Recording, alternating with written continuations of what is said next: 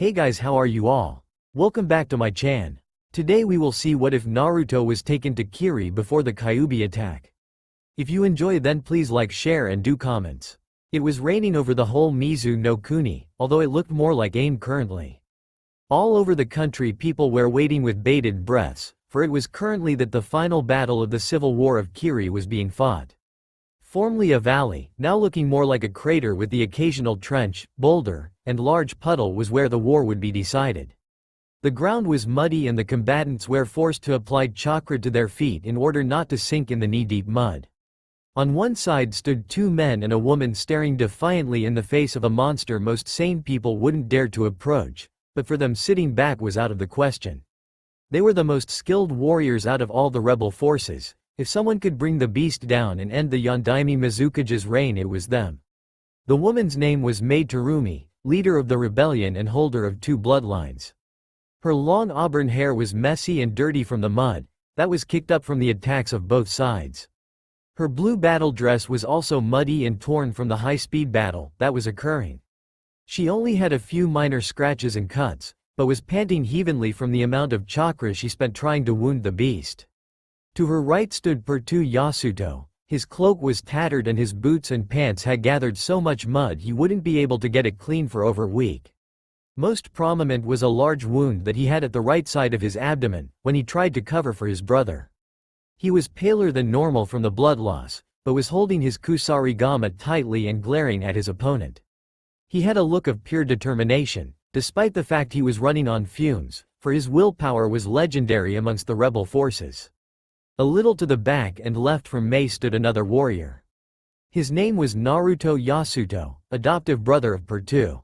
He was wearing standard shinobi sandals and blue pants that were a bit torn and dirtied from the constant fighting. He wore a mesh shirt under his short-sleeved shirt and jonin vest over that. He had long blonde hair that we held by a ponytail, yet despite that they retained some of its natural spikiness. His purple eyes showed pure concentration, despite his heavy breathing, as his fingerless gloves held his katana at an iijutsu stance. Over the edge of the crater, rebels led by Ao were hurrying around to apply the seals that Naruto designed to suppress the Mizukage. The Yondaime Mizukage Yagura and Jinchuriki of the Sanbi was currently in full-tailed beast mode and was attempting to charge up a Bijudama to vanquish this troublesome opponents once and for all. Seeing this, Naruto quickly contacted Ao with the radio that was inbuilt on the collar of his jacket. How are the seals in position? I don't know if we can hold him much longer. Almost instantly an swir came through despite the static from the weather conditions. Just a few seconds longer, we are almost done. Damn, Naruto swore and was quick to warn his two teammates for this battle. We have to hold a while longer, they're almost done. Then what are we standing about? Get running, shouted Pertu, and instantly they all split up to dodge the attack that could level mountains. The Mizukage finished charging his attack and unleashed it to annihilate those annoying pests that dare stand against his rule. The attack missed, but it passed a bit too close for comfort from Mai, whose hair and clothes dried for a split second from the heat of the attack, before they got soaked again from the unending downpour. That was close, she thought absently before completing the hand signs for her own jutsu. Lava release. Lava globs. She spat several globs of lava at the enormous three-tailed turtle. Earth release. Earth dragon bullet. Doden. Doryuden, exclaimed Pertu as an enormous dragon rose from the mud and attacked the Mizukage, firing balls of mud against him. Both attacks had no visible effect on the beast, other than making it even angrier. Naruto was preparing to perform a Batojutsu move, when his radio came back to life and the unmistakable voice of Ao was heard. All seals in position, get moving. He mentally nodded and shouted to his teammates, the seals are ready. Mai, do it. Mai instantly disengaged and activated the master seal. Instantly the seals, that were placed in key points all around the crater, responded and created a field that started absorbing the chakra of the Biju. It was modified Kyuubi, absorption seal, created and modified by Naruto to absorb only Biju chakra, and was almost instantly showing results, as the Biju in front of Mai was visibly struggling. She sighed in relief, completely exhausted, because the Kyuubi was experimental and required a lot of chakra to activate. As soon as the Mizukage reverted back to human form, he felt something wrap around him and stab him at his right thigh. He looked down and saw that Pertu had thrown his kusarigama by the sickle and it had wrapped around him, while the sickle had stabbed him at his thigh and the blade was visible from the other side. "Now Naruto!" shouted Pertu, who was holding the other end of the chain, while Naruto was running towards the weakened and bound Mizukage. "Great dragon movement, Daishinkan!" exclaimed Naruto as he reappeared behind the Mizukage while holding his sword in front of him. At that moment a large deep cut appeared in front of the Mizukage and a deep trench on the muddy ground by the lethal sword strike. Yagura remained standing and then slowly he fell face first on the ground. Yagura, Yondaime Mizukage and Jinchuriki of the Sanbi was dead. The civil war of Kiri was over. Naruto was walking at a slow brisk pace on a simple dirt road. He had just passed a village that was celebrating the end of the war and of the Mizukage. It had been a week ago that the Mizukage met his end at the edge of his blade, yet the celebrations held strong. Officially the war ended that day, unofficially it lasted another 3 days, where the rebels routed, killed or captured the former Mizukage's remaining forces. Most had surrendered in the first hour, but a few pockets of resistance remained and had to be dealt with. Kiri would rebuild and regrow, but it wouldn't be a great power for at least half a decade, if not more. He sighed, he had done it quite often this night to clear his head from those thoughts. But none of this played any role now, he was almost there. He simply jumped over a low fence and continued his trek through a field. It was probably used for rice if he judged correctly, but it appeared ravaged. War always left such scars to the land. So far he had passed 2 burnt-down sheds, an abandoned village and destroyed farm fields. The only things that looked remotely in order was the celebrating village, and then again, if someone looked carefully he would notice the signs of war and poverty. The absence of livestock, the fact that 1 in 3 houses looked abandoned and the state of disrepair of the rest buildings. He made over a bridge with a small river and then he saw it. It was the entrance of a graveyard. He went past the gate and after a bit walking he arrived at his destination. It was a simply tombstone, a bit fractured on the top left side, but it was still clear enough to read. He gave a low humorless chuckle before he finally spoke. "Hi Rei-sama. How have you been, old geezer?" Rei was Naruto's old mentor.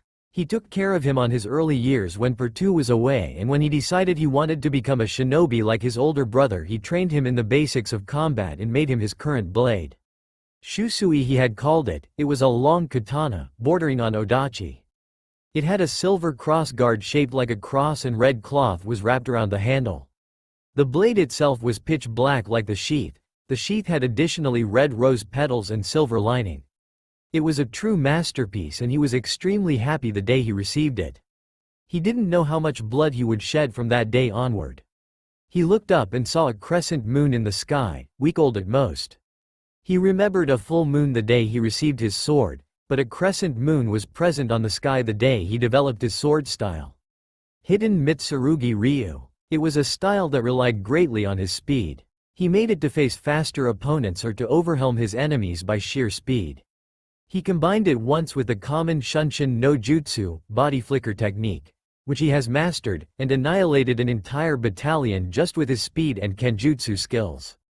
There were no flashy jutsu of mass destruction, but his speed was so great his opponents were unable to stop the killings and were attacking afterimages. He had become a shinobi with unparalleled kenjutsu skills and his wind affinity only boosted his style. He had entered the bingo book as an S-rank threat after that battle, but no one had managed to see his face due to his face mask, so there was no picture next to his profile. He created it as his personal style from a few fragments that he found on a scroll about kenjutsu. He was rightfully hailed as a prodigy for that feat, despite his reluctance for titles. He believed the made people soft and were misleading, although his newest moniker want. The Hitakuri Batosei. He truly was a manslayer. When he joined the rebellion his brother was appalled, and when Naruto told him that he wanted to help, his brother had answered that he drew his weapon, so Naruto wouldn't have to draw his. But Naruto insisted and through sheer stubbornness alone prevailed and joined the rebel forces. During his thoughts, he brought out and filled 2 sake saucers. He raised his own and said, "To your health, old man, may you be happy wherever you are." And with one quick swing he emptied his saucer. He sighed again and stared at the moon. He tried to remember his mother. It was a bit hard because she had died while he was 5 years old during the raid of some foreign nin in the same village he just passed by and lived most of his early years. He usually remembered his mother talking about a man from Konoha that had captured her heart, and he was his father. He couldn't remember the man's name, if it was ever mentioned, and at the time he had greater concerns than trying to remember a name in the middle of Third Shinobi War and finally at the Civil War of Kiri. He was an orphan for almost a full year before he was found and adopted by Pertu, who while being only 12 himself refused to leave another orphan in need. He stayed and took care of him for 2 full years before leaving to rejoin the front. Then he would come and go, but always returned to check on his little brother. During those weeks or months of absence he made sure that Naruto was looked after and had a standing deal with Rei to look after Naruto during the time that he was away from the village. From what he knew about his brother, he and his uncle were immigrants from Kase no Kuni. His parents had died during his early childhood at the Third Shinobi War, and his uncle died defending him during an ambush at their caravan. After that he had decided that enough was enough and that he would fight, so his family, friends or allies would be safe. He is an exceptional shinobi and his unnaturally high reflexes made him the only shinobi so far that could defend against Naruto in a fight, and as he repeatedly said, hidden Mitsurugi Ryu was one scary sword style. But while Naruto was extremely dangerous with his sword, Pertu was always glad he could at least defeat him at a straight taijutsu fight.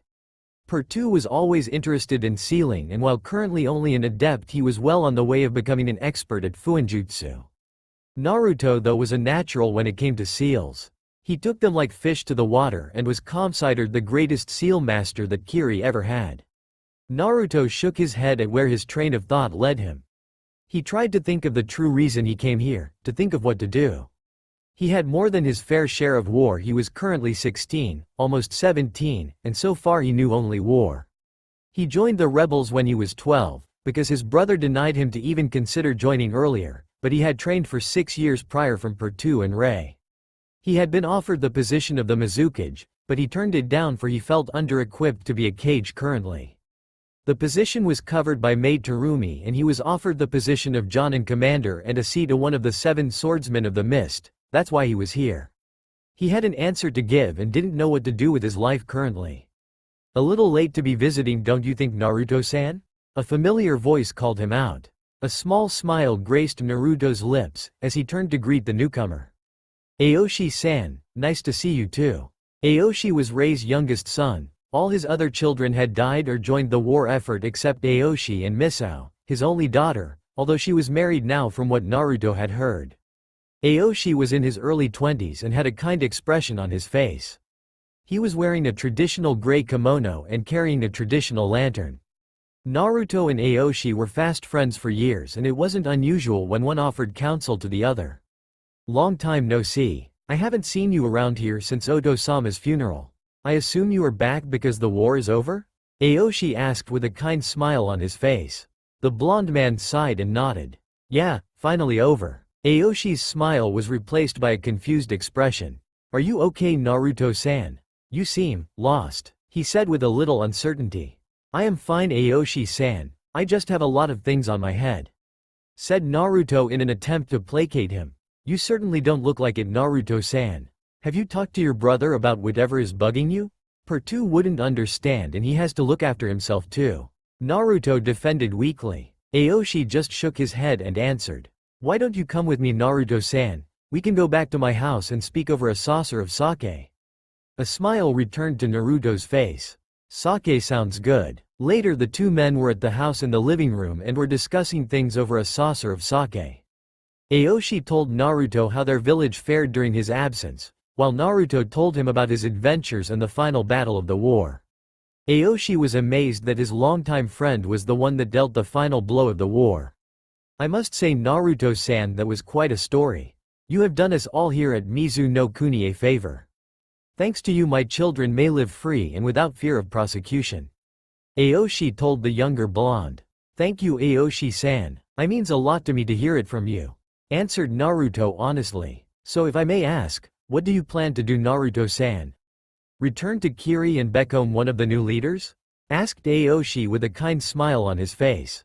Naruto turned a bit somber at the thought. I was offered a position, but I turned it down. I have been offered a different one, but I don't think I can continue. Aoshi asked confused. So you will give up fighting? Naruto shook his head and smiled at his friend. No, I am still at my prime and I do enjoy a good fight. But I want to search for a better purpose in a life that doesn't involve just mindless killing, like what I saw in the war, Aoshi-san. Aoshi stared Naruto for a few seconds with a very serious expression on his face. He suddenly stood up and said, "Follow me, Naruto-san, there is something you should see." With that he led the way, while Naruto stood up behind him a little confused. Okay, Aoshi-san. He followed him until they reached the back room where Rei had a small shrine built.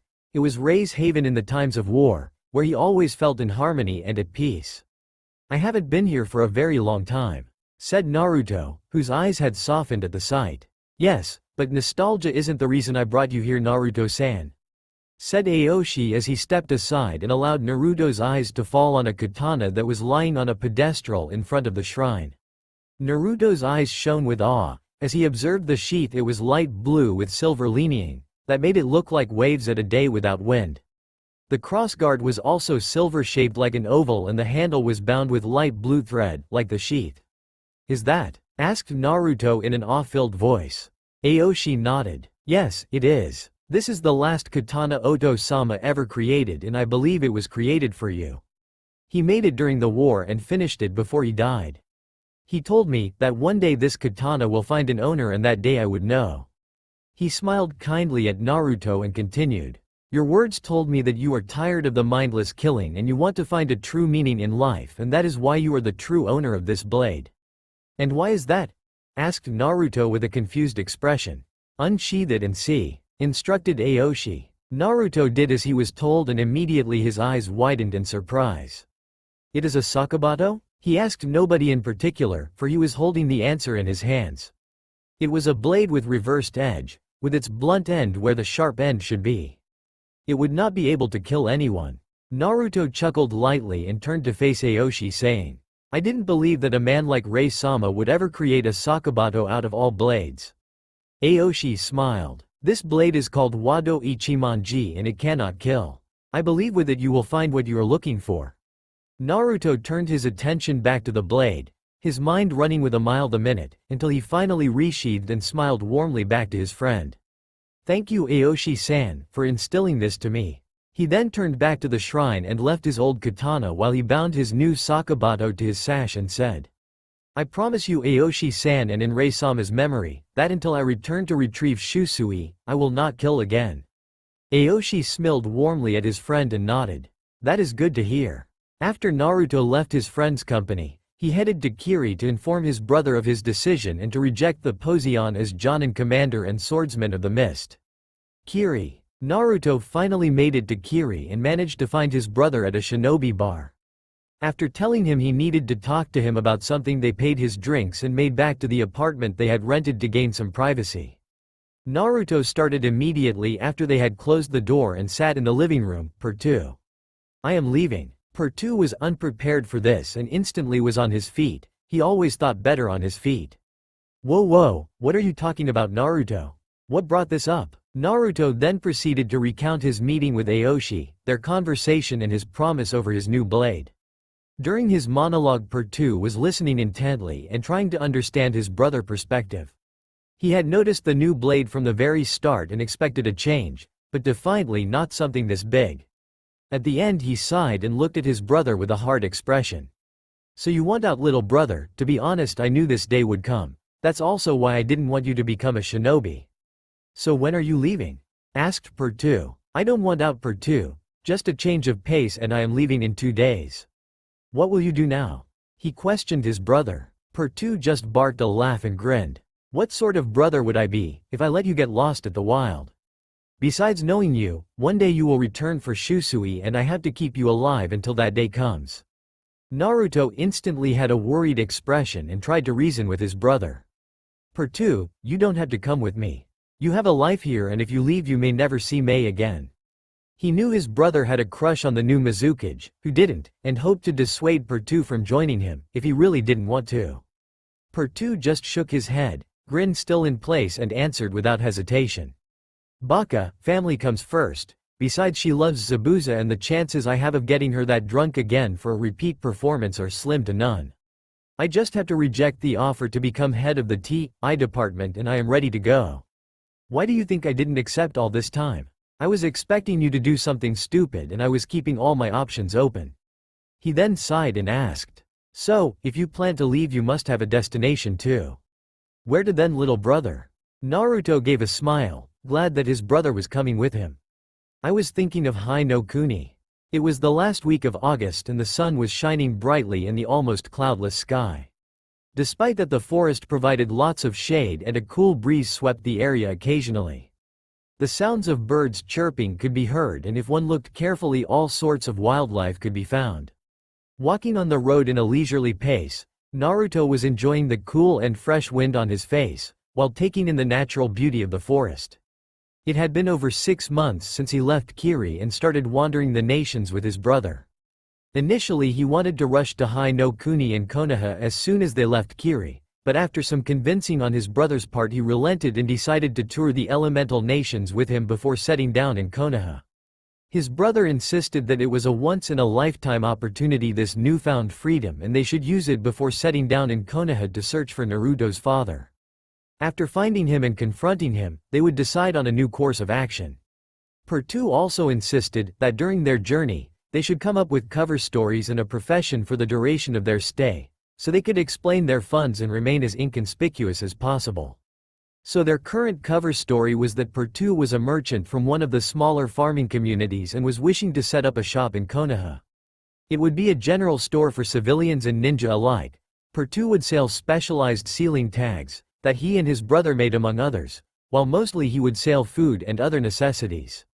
He believed that the Kyuubi attack 9 years ago will present opportunities, and while ninja would be very suspicious or loyal to their old shinobi stores and armories, a civilian store would be easier to set up and wouldn't attract so much attention, unless he had the monopoly of a much-sought product. Naruto would pass for his little brother, who tagged along, and that would give Naruto freedom to get himself hired somewhere else, so they could search faster for his father and not feel tied down by Pertu. Naruto was wearing simple civilian shoes and long black pants. We wore a simple loose maroon-colored t-shirt and a traveler's cloak. He had also cut his ponytail shorter with 2 short bangs of hair framing his face and had his sakubato sealed on his wrist with invisible ink. He was enjoying the walk while whistling a nameless tune. Next to him, Pertu was dressed like a merchant, civilian shoes and straight trousers.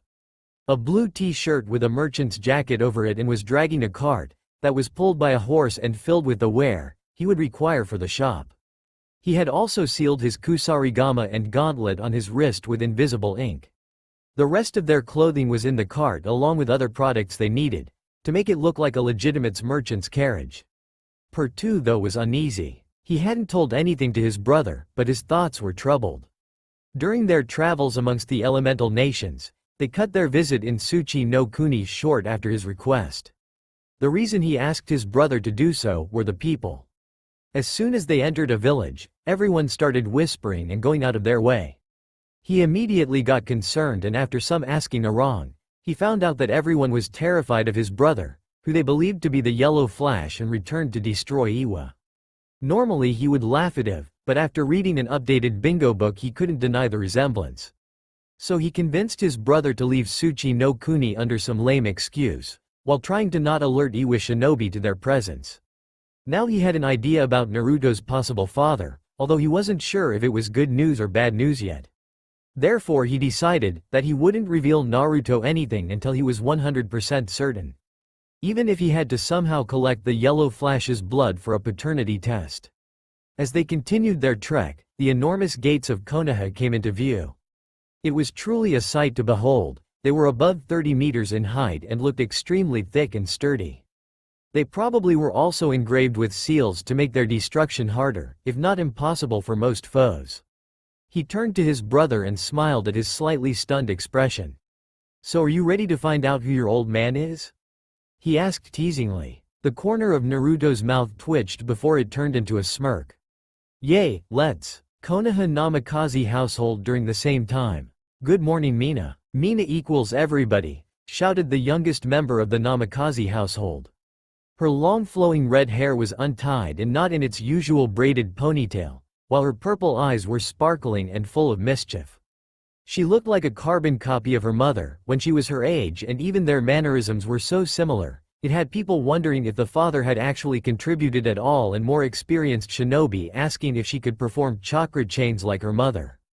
Uzumaki Namikaze Miya was a little ball of energy, and despite being only 7 years old, she could outrun Genin twice her age. She wears blue, open-toed sandals with low heels, and the shoes extend to the lower ankles. Also, she sports a long-sleeved blue blouse with a high collar and red fastener and edges paired with similarly colored, blue puffy pants that look like a hakama, with the exposed parts of her legs near the waist covered in bandages and blue fingerless gloves. She really liked the color.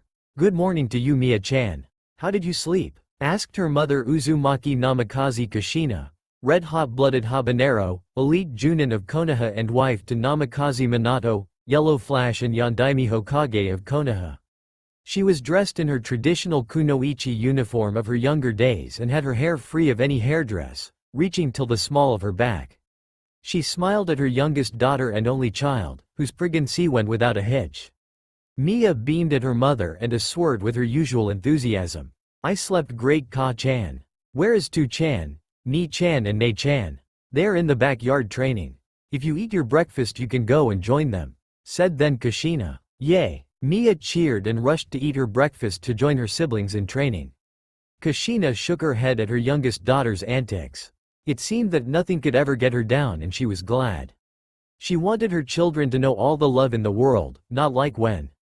She quickly shook her head to get rid of the sad thoughts and tried to think of the twins. She had given birth 9 years ago to the twins, right during the Kyuubi attack.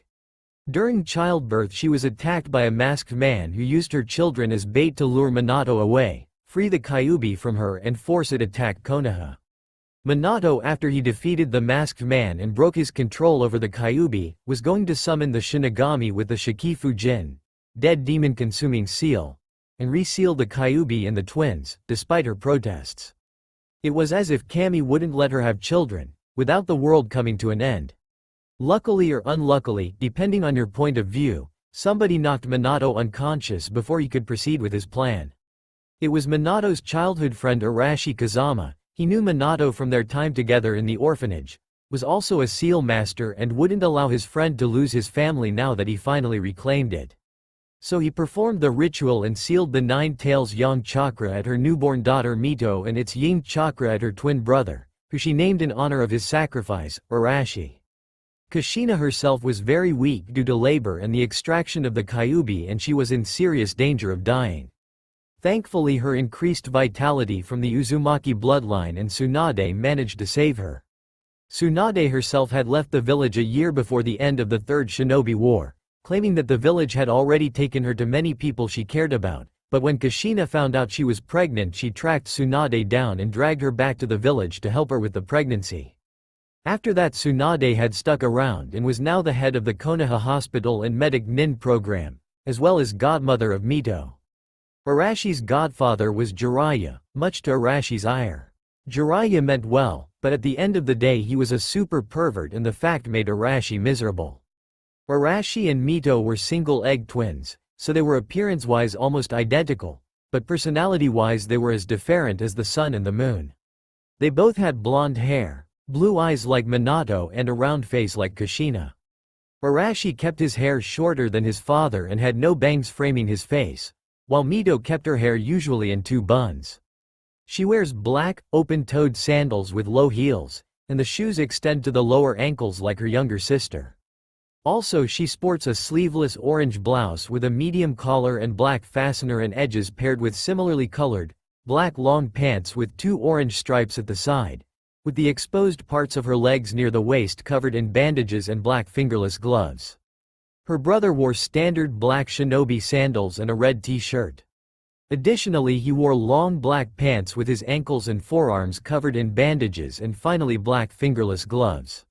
While both had tons of stamina and energy, probably side effect of being Jinchuriki in combination with their Uzumaki bloodline, Arashi is more quiet and calculative than his twin. He maintains a cool head in most situations and tries understanding his opponents, before attempting to overpower them or outwit them. His sister, who is also very intelligent, is a bit of a more of a straightforward person. She prefers to attempt overpowering her opponents, rather than outwitting them, and is easier to anger than her brother, although not as easy as her little sister, who becomes quite the menace when mad. After Kushina recuperated from her injuries from that night, she did two things. Firstly, and most importantly, she condemned Minato to sleep on the couch for 2 months, as well as tending to the twins when they woke in the night. Secondly, she, Sarutobi, Jiraiya and Minato tried to think of the repercussions of splitting the Kyuubi's chakra. They agreed that it was ingenious, but somehow they created 2 Jinchurikis out of 1 Biju, which didn't sit right. That was till Kushina theorized that the Biju mode of each would be incomplete, and only should they combine their chakra cloaks would they be able to perform full Biju mode, like that Jinchuriki from Kumo that Minato had encountered during the war. Individually they should be able to call upon chakra cloaks like the Gold and Silver brothers from Kumo, but they would probably have difficulty controlling higher amount of tails, due to the chakra being unbalanced. Kushina was broken out of her train of thought by the sound of Mia's voice calling her. "I'm finished, Ka-chan, I will go out now," said Mia, while she made a dash for the backyard door. "Okay, be careful dear," Kushina shouted after her. No answer came though. She must have made it out already. Sometimes her speed surprises even me, thought Kushina to herself, and made her way to the backyard to watch as her children train. About a week later, road to Konoha Shinobi Academy. The first days of September and last of August were always the favorite days of the year for Inuzuka Hana.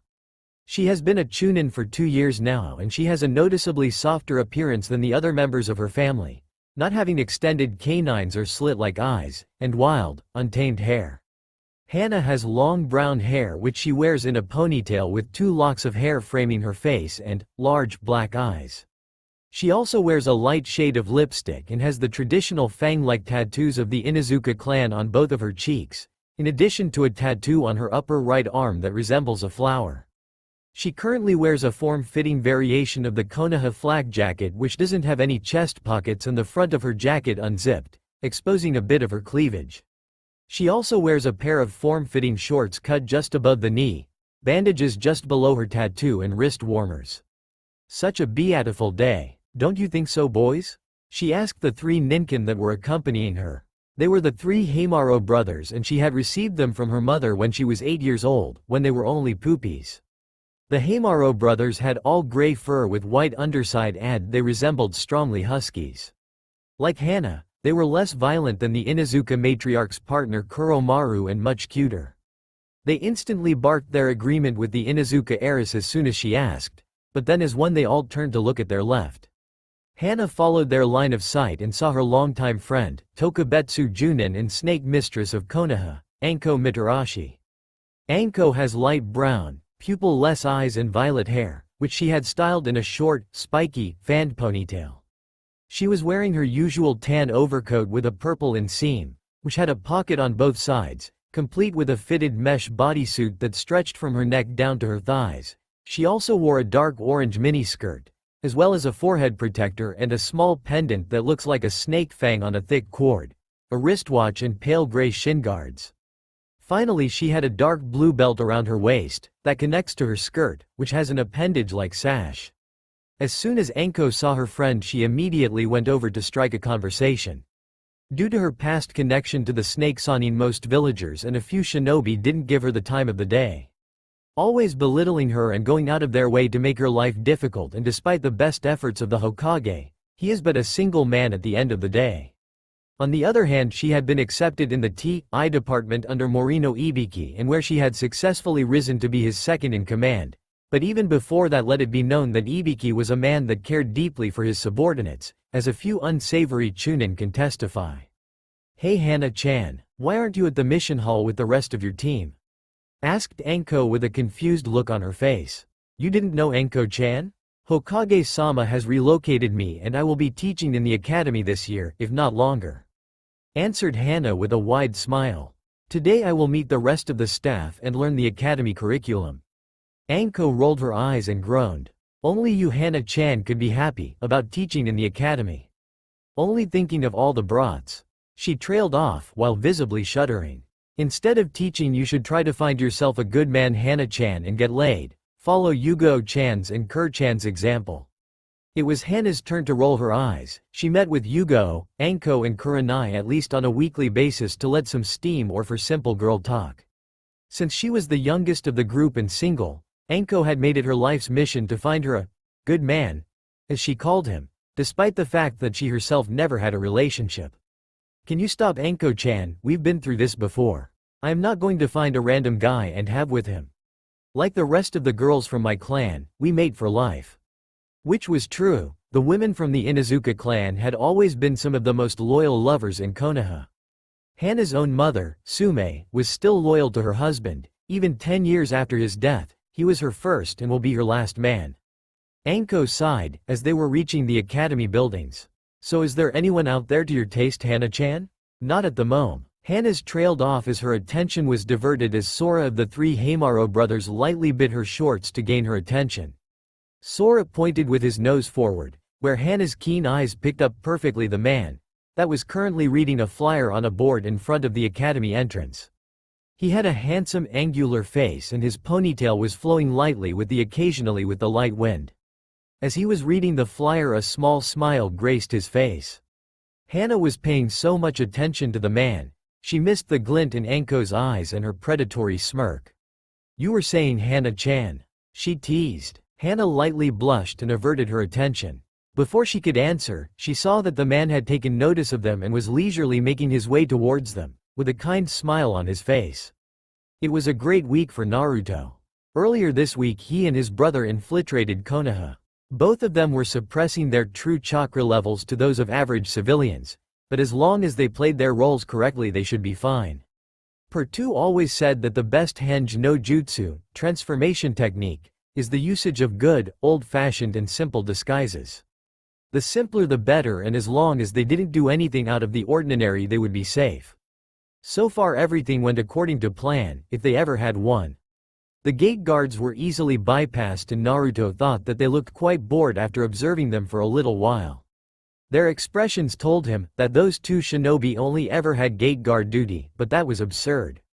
Right? Either way, after a night at a hotel, Per2 found a 2-story house for sale in the market district. It was in a fairly good condition with a small basement for supplies. The ground floor had 2 large windows, which made it ideal for a shop, and finally the first floor was the living quarters. Nothing overly big, a simple 2-bedroom apartment with a kitchen and bathroom. While Per2 was busy setting up the shop, they agreed that, if he should find another profession, it should be somewhere with possibly a lot of shinobi activity. The reasons behind the decision were that they could search through a higher amount of people, in their search for Naruto's biological father. It raised of course new problems, since there weren't many jobs available for civilians that came in constant contact with shinobi, and most had to do with administrative duties. Naruto wanted nothing to do with the paperwork, if one-tenth of the stories were true. He shuddered, it was still too scary to even consider. It was ironic really, how the idea of completing paperwork made even an S-rank shinobi tremble. Finally, after searching for the better part of the week, we was struck by an inspiration and went to check the Shinobi Academy. His efforts were rewarded when he found a flyer on the request board outside of the academy, where the position of a calligraphy teacher had yet to be filled. Naruto smiled at this twist of fortune. One of the prerequisites of Fuinjutsu was calligraphy. It was like he was made for the position. He knew that it required more than a really good handwriting, like good people's skills, but he saw that today was the last day the academy was hiring for the new year. So he looked around, in order to find someone to assist him direct his application. He almost immediately noticed 2 women a bit further down the road, shinobi if he was not mistaken. One was dressed in very provocative clothing, had violet hair in a ponytail and a Konoha Hite 8 on her forehead. The one next to her had brown hair bound in a ponytail also, but no visible forehead protector. She had though 3 ninkin and the Inuzuka fangs tattooed on her cheeks, so chances of her not being a shinobi were slim to none. He approached them with a friendly smile and went to speak with the Inuzuka woman out of caution, in case his eyes betrayed him, and stared at the provocatively dressed kunoichi next to her. "Hello there, do any of you know when the academy opens?" Naruto asked. Hana subconsciously straightened herself and smiled back. Of course, it will open in an hour. Is there something I can help you with?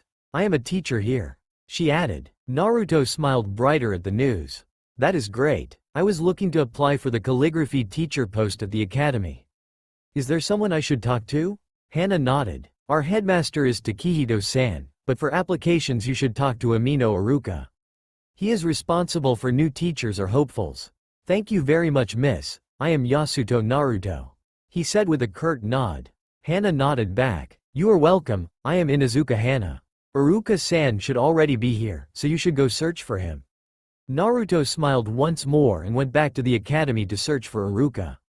Hana continued to stare at his back, trying to figure what stuck out to her about the man. She felt as she had seen him before, but she couldn't put her finger on it. She was broken out of her musings from Anko's voice.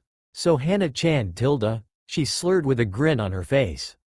See anything you like, at your possibly new coworker? Hana sighed and looked at her friend. Give it a rest, Anko-chan. What? Anko asked, while feigning hurt feelings and pouted. I am just trying to get my little Hana-chan a boyfriend. She then looked at the direction Naruto left and added. I mean, he was no shinobi, but his looks defiantly make up for it. Hana simply rubbed her temples, feeling the hopelessness of making Anko back off and attempt to change the tema of the discussion. Have you seen any of the girls lately? Anko nodded. Yep, I saw Kur-chan, but Yugo-chan is out on a mission, so we won't manage to make it to the usual place this week. That's okay, maybe next time, she said and went her way. 1 week later, Namikaze household. The Namikaze household was in an uproar. The reason for this was of course its youngest member, Uzumaki Namikaze Miya. Today was the first day of the new school year and she was jumping on the walls from her excessive energy due to her giddiness. She had went to the Shinobi Academy the year prior and had enjoyed it immensely. Usually children dislike school, but that cannot be said for Miya, who was ecstatic at the prospect of a new year back at school. First day at the academy. First day at the academy. Miya repeated breathlessly while running in circles, literally. The twins and Kushina were finding the scene extremely amusing, while Minato was sweat-dropping. Finally he decided that he should stop her from burning a hole on the flower and told her in a kind voice. Miya-chan, you should prepare yourself for the academy or else you are going to be late. That didn't give the desired result, as Miya sped up and continued rambling with an even greater enthusiasm than before. Needless to say, Minato was flabbergasted.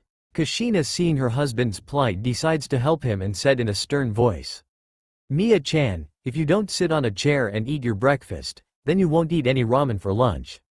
The effect was instantaneous, as Miya was frozen on her spot almost midair and was looking at her mother, as if she had kicked a puppy. She spoke in a low, almost trembling voice. Why you wouldn't dare Ka-chan? Kushina adopted a triumphant smirk. Try me. Miya didn't need any more incentive and was instantly on her seat eating her breakfast. Minato was stunned. His wife completed a task that seemed impossible mere seconds ago, only with a few schwa's words. He shook his head and hugged his wife from behind, while whispering in her ear. What would I do without you? She turned in his arms so that she was face to face with him and kissed him deeply. The twins instantly reacted to this display of affection between their parents and shouted, "Ew!" bolting for the door, while Miya looked like she had seen the greatest thing after ramen and started ranting about the power of love. She was also the romantic of the family. Minato chuckled, while Kushina simply shook her head. Minato kissed his wife once more lightly on the lips and told her, I am leaving for the office, will you have any problem bringing them to the academy? Kushina shook her head. No, you can get going. I will see you later. Minato nodded and disappeared in a yellow flash. Kushina then brought out Miya's backpack, since the twins had already taken theirs. Come on, Miya-chan, you don't want to be late on your first day on the academy. Miya shook her head frantically, took her backpack and made for the door with Kushina following her. A little while later they found the twins who had run into Kiba, Hana Inuzuka and their ninkin. Kiba was the same age and a good friend of Arashi. Kiba had also gotten his own ninkin last year, a puppy named Akamaru. Kushina could see that Kiba was slumped over in defeat. Arashi looked the same, but he appeared to be handling whatever the situation was better, while Mito looked ready to start partying. As Kushina approached, she decided to satisfy her curiosity, although she had an idea what brought this mood. So, what is the issue that has Kiba and Arashi-chan at such low spirits? Hana gave a small smile of satisfaction. Hello Kushina-sama. No need to worry, I just informed Kiba and little man that I got promoted and I am teaching in the academy. At this point Kiba made a sound like a sorrowful howl. We will never live this down. We are doomed. While Arashi pointed out his own point of concern. Please Hana-san, stop calling me little man. She would always call him that. It was like her personal joke whenever she met him. Hana simply smirked. You will always be a little man in comparison to me. You don't see your sister complaining when I call her little woman, do you?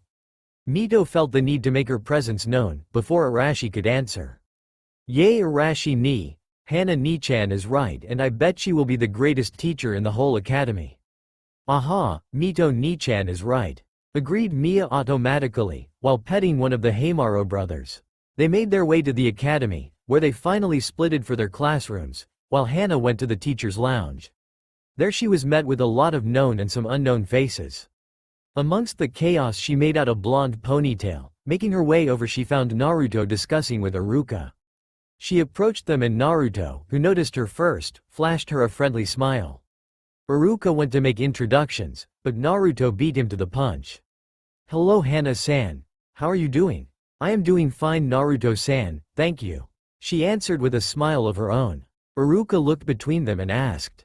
You know each other? Yes Iruka-san. Hana-san here was nice enough to instruct me to meet you for my position. Said the blonde shinobi in disguise. Indeed I did and judging by your presence, you must have gotten the post.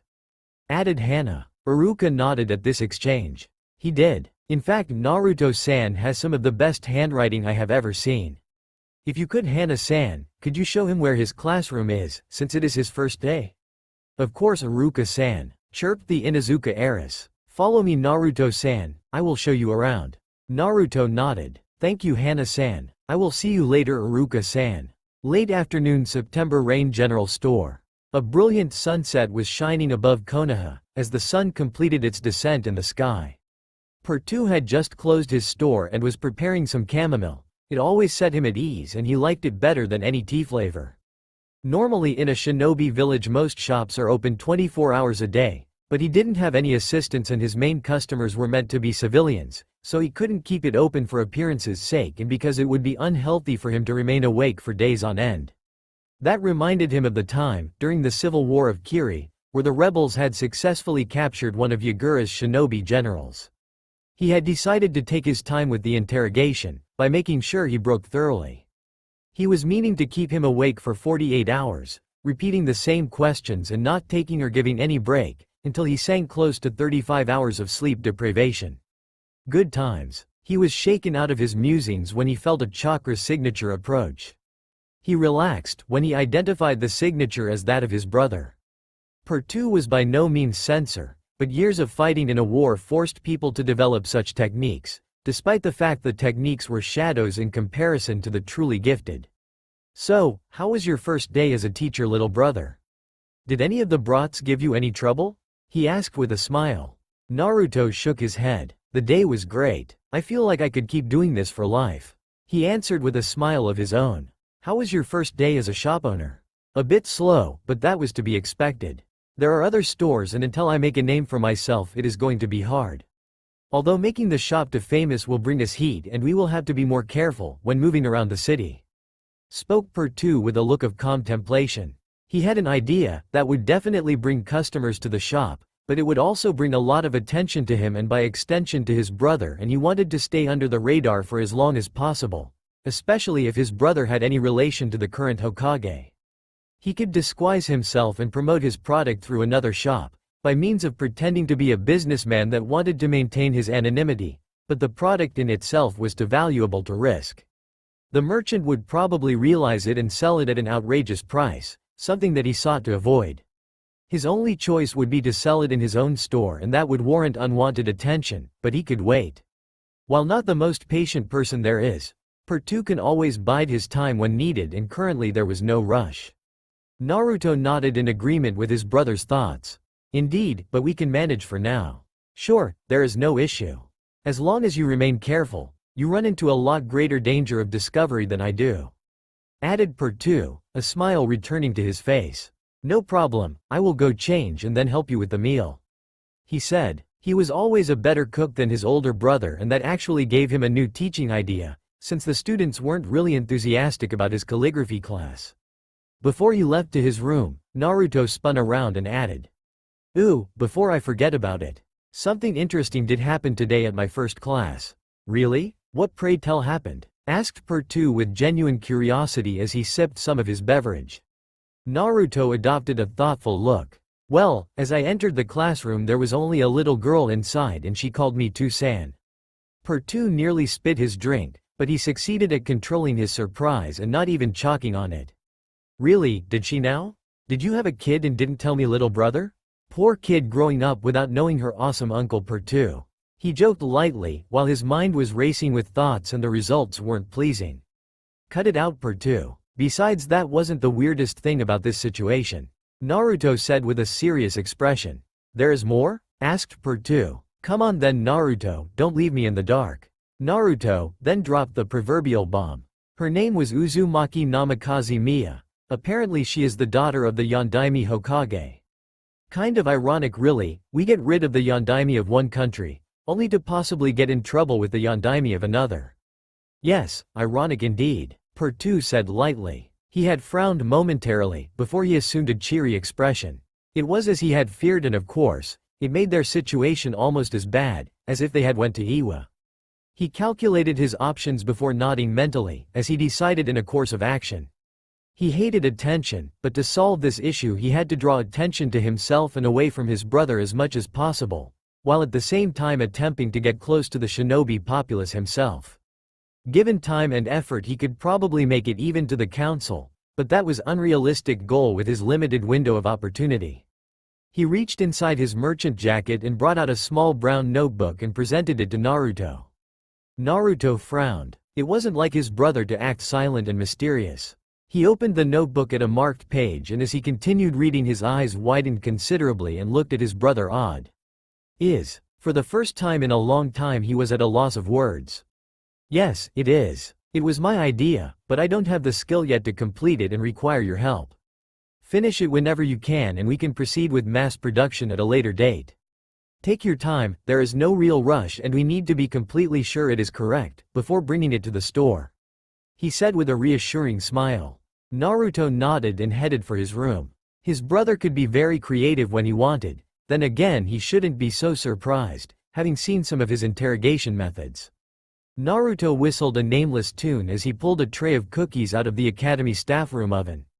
After his discussion with Per2 the first day, he came up with the idea to offer incentive to the students, and so far it was a great success. He would offer a prize to the top 5 students, to help motivate them. The majority of the class wanted the prizes and tried hard to improve, while the minority followed their example. His brother had joked that the new shinobi generations of Konoha would all be Akamichis. Naruto had tried different prizes, but after some trial and error, he discovered that cookies worked the best. He gave a test bite at one cookie and hummed. Sometimes his cooking skills surprised even him. "Something smells very good here," said a familiar voice from the entrance. Naruto smirked lightly and turned to greet the Inuzuka heiress. Like all members of her clan, she had an increased sense of smell, so her compliments carried a particular weight with them. He raised the tray and greeted her. "Good morning, Hana-san. Would you like to try some? I made more than enough for the teachers too." Hana smiled brightly and picked one from the offered tray. "Thank you, Naruto-san. You make some of the best pastries I have ever tried," she chirped. "I learned cooking during my travels with my brother. He could survive with just dried bread and cheese, but I preferred better meals." He chuckled as he remembered his brother's simply eating habits, until he started cooking for both of them. "It took quite a lot of work for me to learn how to cook, but the results speak for themselves," he said with a bit of pride in his voice. "Indeed they do. I really enjoyed the sweet rolls you made last week, but these cookies are a very close second," Hana said as she liked her lips. She always had a sweet tooth and was very galled her new college made his pastries for the staff too. "Really? Then you are going to love what I am planning for next week," Naruto said mysteriously with a grin on his face. "What pray tell is it?" she asked with curiosity in her voice. "That would be telling Hana-san. Besides, I want to surprise my stunningly beautiful friend," he teased her. Over the last 2 weeks he had taken up to flirting with the Inuzuka heiress. She was a great girl, who anyone would be lucky to call his, and looked really cute when she blushed. Hana blushed lightly, before smirking. Well, you better hurry up, although if you continue to spoil me like that, I will have no choice but to marry you. Naruto was taken aback by her sudden bluntness. She never recovered so fast usually. Thankfully, before he could stutter an answer and lose face, Iruka stepped in the room. Hello both of you. He smiled brightly and helped himself with a cookie. Naruto-sen, I am so glad I hired you right now, he said after taking a bite from his cookie. Naruto chuckled. Thank you Iruka-san, I really like it here. Relax man, no need to be so strict and formal around me all the time. Iruka said with a teasing smile. You know, we are going to go to a bar later tonight, you should come with us. Hana nodded in agreement. Sure, I have been craving for some good sake lately, he said smiling. Hana smiled brightly and Iruka said, alright, come in front of the academy, around 8 o'clock. I will wait for you with Mizuki and we can go together to find the others. There shall be some other Junin too. Naruto nodded. No problem, I will see you then. And with that he headed towards his class, with the appropriate amount of cookies. He frowned as he exited the door. He would have no problem with the other Junin. His chakra control was superb and they would need something stronger to make him slip up at suppressing his chakra. Mizuki on the other hand. He wasn't sure, but the man rubbed on him the wrong way. It was a gut feeling, and as Pertu always repeated and he himself found out, in their line of business, one should always trust his gut. Good morning Naruto-sensei, said suddenly an enthusiastic voice. He blinked when he suddenly realized that he was standing in front of the classroom door. He didn't think he was there yet and he was walking on autopilot. He looked down at the little girl that called him out.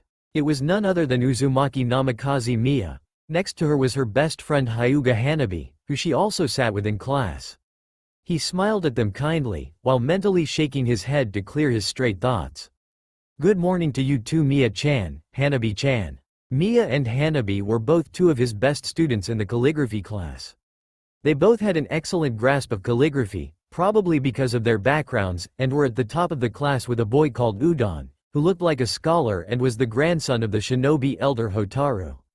Despite that one of his favorite students was Konohamaru Sarutobi, he wasn't the best of his class and usually was one of the worst at other subjects, but the kid had tons of determination and the will to never give up. Naruto was sure that he would go far. Miya went from happy to concerned as she addressed her second favorite teacher. Are you okay Naruto-sensei? You were standing in front of the door for almost 5 minutes straight. Naruto frowned mentally, but didn't let it show. If a little girl could see through him, then he had to be a lot more careful, while trying to remain natural at his reactions without giving out his shinobi training. Yep, piece of cake. He smiled his best reassuring smile and was rewarded with her brightening expression. I am great Miya-chan, thank you for your concern, but shouldn't you be inside of the class already waiting for me? He chided playfully. Her eyes widened as she dashed into the classroom with Hanabi hot on her heels. Naruto chuckled at her reaction and entered the classroom at his leisure. The classroom was quite loud, but that could be solved. Okay, everyone settle down. He smiled as everyone fell silent and took their seats. He didn't even enhance his voice with chakra to get them to stop. His appearance was more than enough. He cut quite the imposing figure even in these wide clothes that were meant to hide his physique, which he maintained with taijutsu fights against his brother in the basement of the store, as to minimize collateral damage. He currently wore brown civilian shoes, khaki pants and a white button-up shirt. Above that he had a light brown jacket and had a darker brown messenger bag slung over his shoulder. He set his bag on his desk before continuing. Now everyone, I want you to ready your canvas, for I am about to teach you a new word. With that command the silence was broken, as students started rummaging through their stuff to set their writing supplies on the table and slap a large piece of paper onto their desk. Naruto's own canvas was held up by a rack so it was easy for all the students to see. He noticed that some students had lower ink levels than the rest and he smiled, as they probably were practicing home. Once he saw that everyone was ready he started his lesson. The word I will teach you today is, love, he said as he looked at his class with a serious expression. In a few years you will face the true life of a shinobi and you will face your first hardships. Many of you will not make it, But those who will succeed, they are going to question the reasons they actually chose to become a shinobi. The students felt drawn by his passionate speech as he continued. At the end there is only one true answer. Your love for your home village, for your family, friends and fellow shinobi. This feeling will allow your power to raise in new heights. It will give you your strength when you feel weak. It will give you your courage when you feel scared. At the end, it is not the power of hatred that will lead you to victory. It won't matter how much you hate your opponents, but how much you love your comrades and the lengths you will go to protect your precious people. He paused, regaining his breath and for dramatic effect, as he turned towards his own canvas. Meanwhile, a lot of thoughts were running through his student's head, but Mia in particular was among the lines. Naruto-sensei is so cool. Like many others, who were similarly impressed. Naruto dipped his brush in the ink and closed his eyes. In calligraphy as in life, you must feel your emotions and listen to them. He glided his brush across the canvas, letting his emotions drive him. You must not hesitate, the single sign of disorientation will affect your result. The students watched in awe, as their teacher's arm flowed along with his brush, while those closed to him noticed also that he had his eyes closed. Despite that, there was no hesitation or no doubt. It was as if his hand had a mind of its own, his strokes were refined and precise. Naruto breathed out and opened his eyes. Follow your feelings, your instincts and your ideals, and with that you will be able to create your own conscience for your love. Removing his brush from the canvas and stepped aside, so the word, love, could be seen. He looked back at his class as he continued. I was told once, that the human heart is like the reflection on the water's surface. The mouth says things opposite to what the heart really feels. But in truth, the hidden heart wants people to accept and love each other, regardless of status or beliefs. Once you've accepted that person's hidden heart, you will also understand the meaning of this word. Because this is not just a word, this is power. It is the mark of a man's intellectual recognition of understanding and acceptance of those around him, whatever they may be, friend, foe or beast. Naruto crossed his arms in front of his chest, while narrowing his eyes and staring at every single one of his students individually. All this is in subtext of one small word, that holds a meaning as heavy as a mountain and a philosophy, that exists from the dawn of mankind. He paused once more to allow his words to sink, while the students were observing him with various levels of odd expressions. You will learn all this not just by writing out this word, you will also learn its true meaning and ability to understand others that comes along. Everyone was silent, not sure if their teacher was finished. Now you practice, he commanded, and with it the spell that kept the students ensnared was broken, as they began to practice and chatter amongst them. But all conversation was about how to write the word properly and how amazing their teacher was. Naruto was about to sit down, when he heard the distinctive sound of someone clapping, which the students apparently didn't notice over the noise they're chattering. Naruto switched his attention from his class to the source of the noise and was surprised to see the Sandaime Hokage, Sarutobi Hiruzen, the man named as the Professor and Kami no Shinobi, behind the door applauding and beckoning him over. Naruto smiled gently and made his way out of the classroom silently to meet the legendary man. Sarutobi smiled kindly to the blonde before addressing him. That was most impressive, Yasuto-san. Naruto bowed and managed to hide his surprise at the fact that the professor knew his name. Thank you, Sandaime-sama. You honor me greatly with your kind words. He knew he had to be respectful, for the man in front of him was a walking legend. As a person and leader, he always strived to do his best for those close to him and his village, and that had earned him Naruto's respect. The old Hokage exhaled some smoke from his mouth, while holding his pipe on his right. Join me for a while, Yasuto-san. I will inform another member of the staff to watch over your students in the meantime, said the Sandaime while creating a clone. Naruto nodded. Hi. They proceeded to walk amongst the hallways of the academy, until they reached the back of the building. The old Hokage made his way towards a bench that was in the shade of a tree and motioned for Naruto to join him. After they were both seated, Hiruzen took a deep inhalation from his pipe and silence reigned for a few seconds, with only the occasional chirping of the birds and the rustle of the leaves in the wind. The professor exhaled and turned to face the blonde teacher with a calculative look, as if trying to decipher something. Seeing this, Naruto decided to break the ice. Is there something you need me, Sandaime-sama? The Sarutobi elder chuckled and waved him off.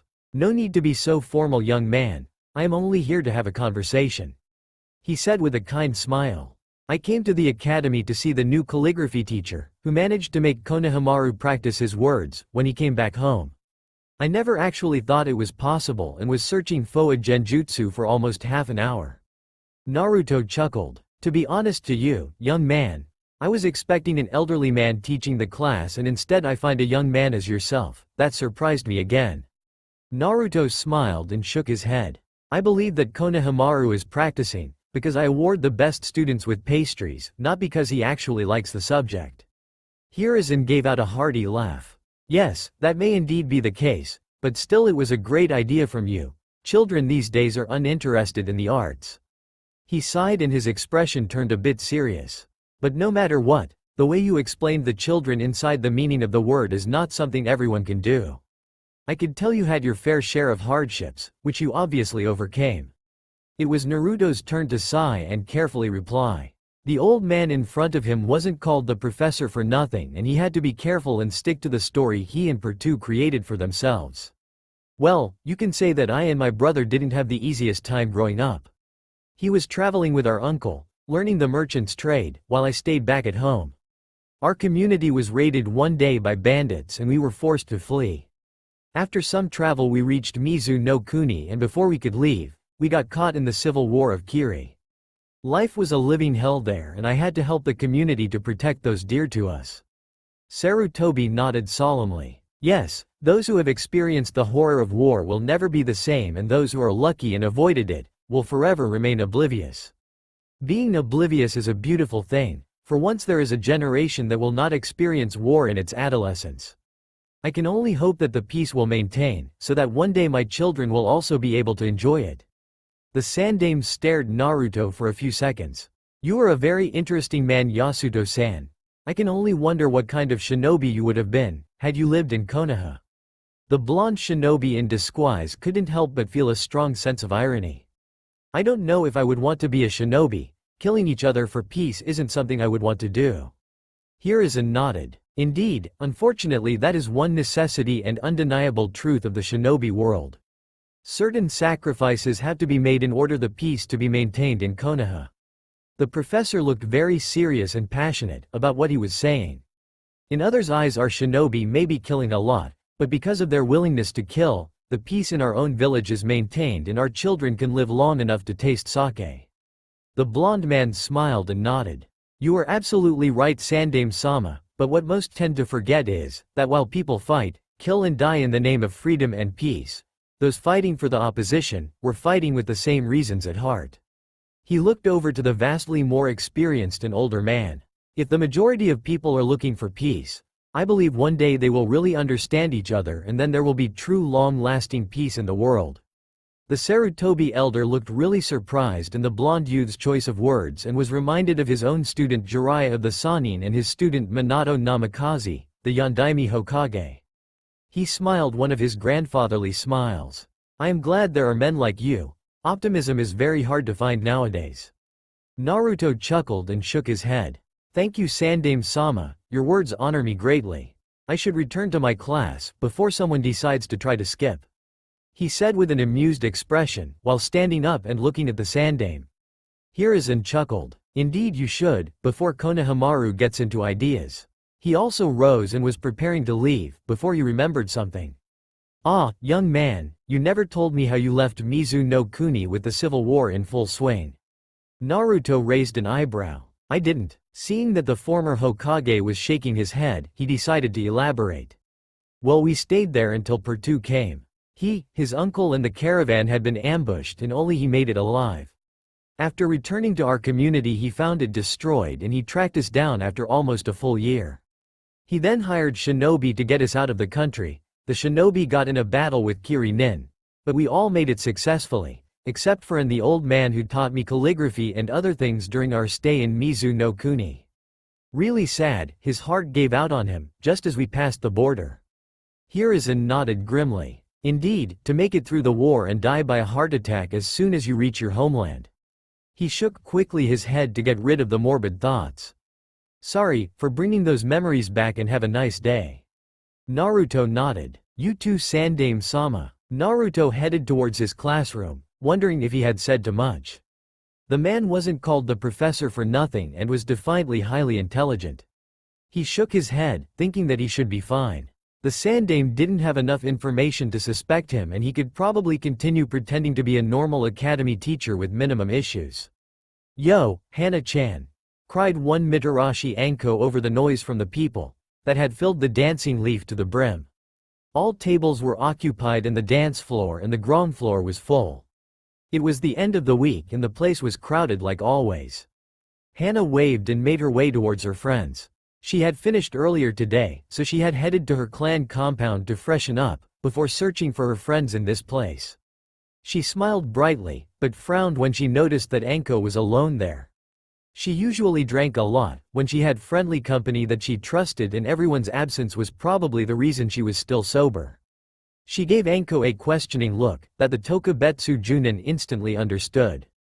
"Yugo-chan is with Hayate somewhere around, probably sucking their faces off," she said with a mischievous smile, before continuing.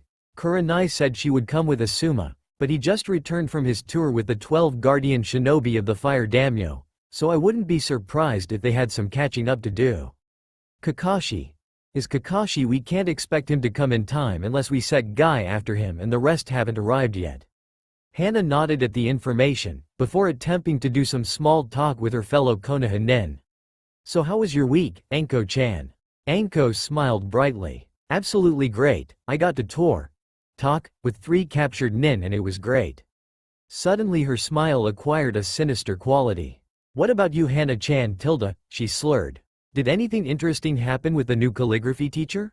Hana sighed in exasperation. "Aren't you ever gonna ask about something else?" Anko pretended to be hurt. "You wound me, Hana-chan. I am just trying to look after you.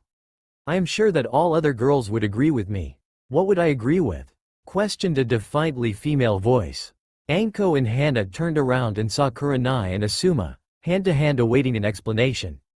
Just as Anko was about to answer, Hana beat her to the punch to save face. "About time. Where have you guys been?" she asked with mock irritation. "Don't tell me you too, Kur-chan. We lost Yugo-chan and now you. I don't know if I can handle it," Hana said, theatrically pouting. Kurenai spoke knowingly. "One day, Hana-chan, you will do the same and at that day I will say you told you so." Before Hana could give a comeback, they were interrupted by Yugo and Hayate, who arrived at the scene. "Hi girls, did I miss anything?" chirped Yugo. "Nope, nothing," answered Hana almost immediately. "Well then, have you ordered something or were you all waiting for us?" asked a brightly smiling Yugo. "Some sake, it should be here anytime," said Anko. "Yo!" A voice drawled out and everyone's eyes widened as they spotted the copy, a rank, Nin Hitaki Kakashi with his familiar orange book at hand. Who was only half an hour late.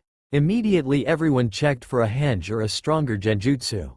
Since nothing changed, they all started looking around or out of a nearby window. Kakashi closed his orange book. "What are you looking for?" "The signs," answered Asuma mysteriously, still searching around. "What signs?" asked the confused-looking Kakashi. "Of the apocalypse, you moron," Anko almost shouted, still searching like a lunatic. "If you are early and it isn't a genjutsu, then it is a sign of the end of days." Kakashi looked at them strangely. "I am not that bad, am I?" He was instantly grated by everyone's deadpan expression, that screamed, "Are you stupid?"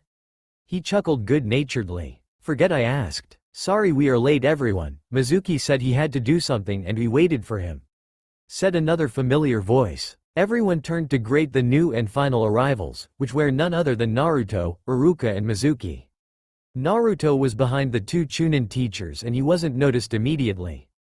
That of course changed, when Anko spotted him and threw herself at him while purring seductively. "So you are the Naruto-san I heard so much about." Everyone's attention switched to the blonde at the back of the group, who was being hugged by the snake mistress. Naruto smiled kindly at the group, while making sure to be careful enough not to expose his large chakra reserves. Anko was having a blast. First she was waiting alone after sending an annoying Chunin his way, before Hana arrived, and then everybody started arriving almost instantaneously. When she saw the blonde teacher that Hana spoke about, she thought of the best way to annoy her prude friend, and if the growling she thought she heard earlier was any indication, she was having great success at her plan. Naruto chuckled nervously at the woman who was hugging him and nearly made his control slip. Nice to meet you too. Mitarashi Anko, she said with a very joyful tone. Anko, get off him. You are making him uncomfortable, Hana said, while trying to keep the annoyance out of her voice and failing miserably. Is someone jealous, Hana-chan? Anko slurred. Besides, I am not making him uncomfortable. Men would kill to be in his position. I am not jealous, exclaimed the Inuzuka heiress, while trying to hide her embarrassment.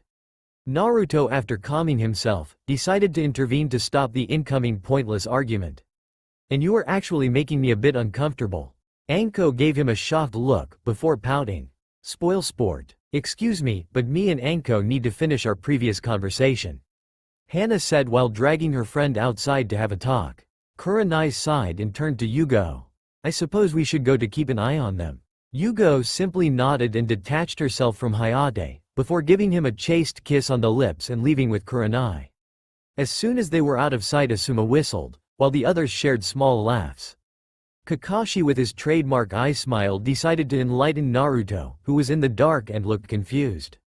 For Anko the teasing was normal, but Hana was quite livid, don't you think? Asuma laughed. Indeed, Kakashi, never thought I would see her lose her cool like that.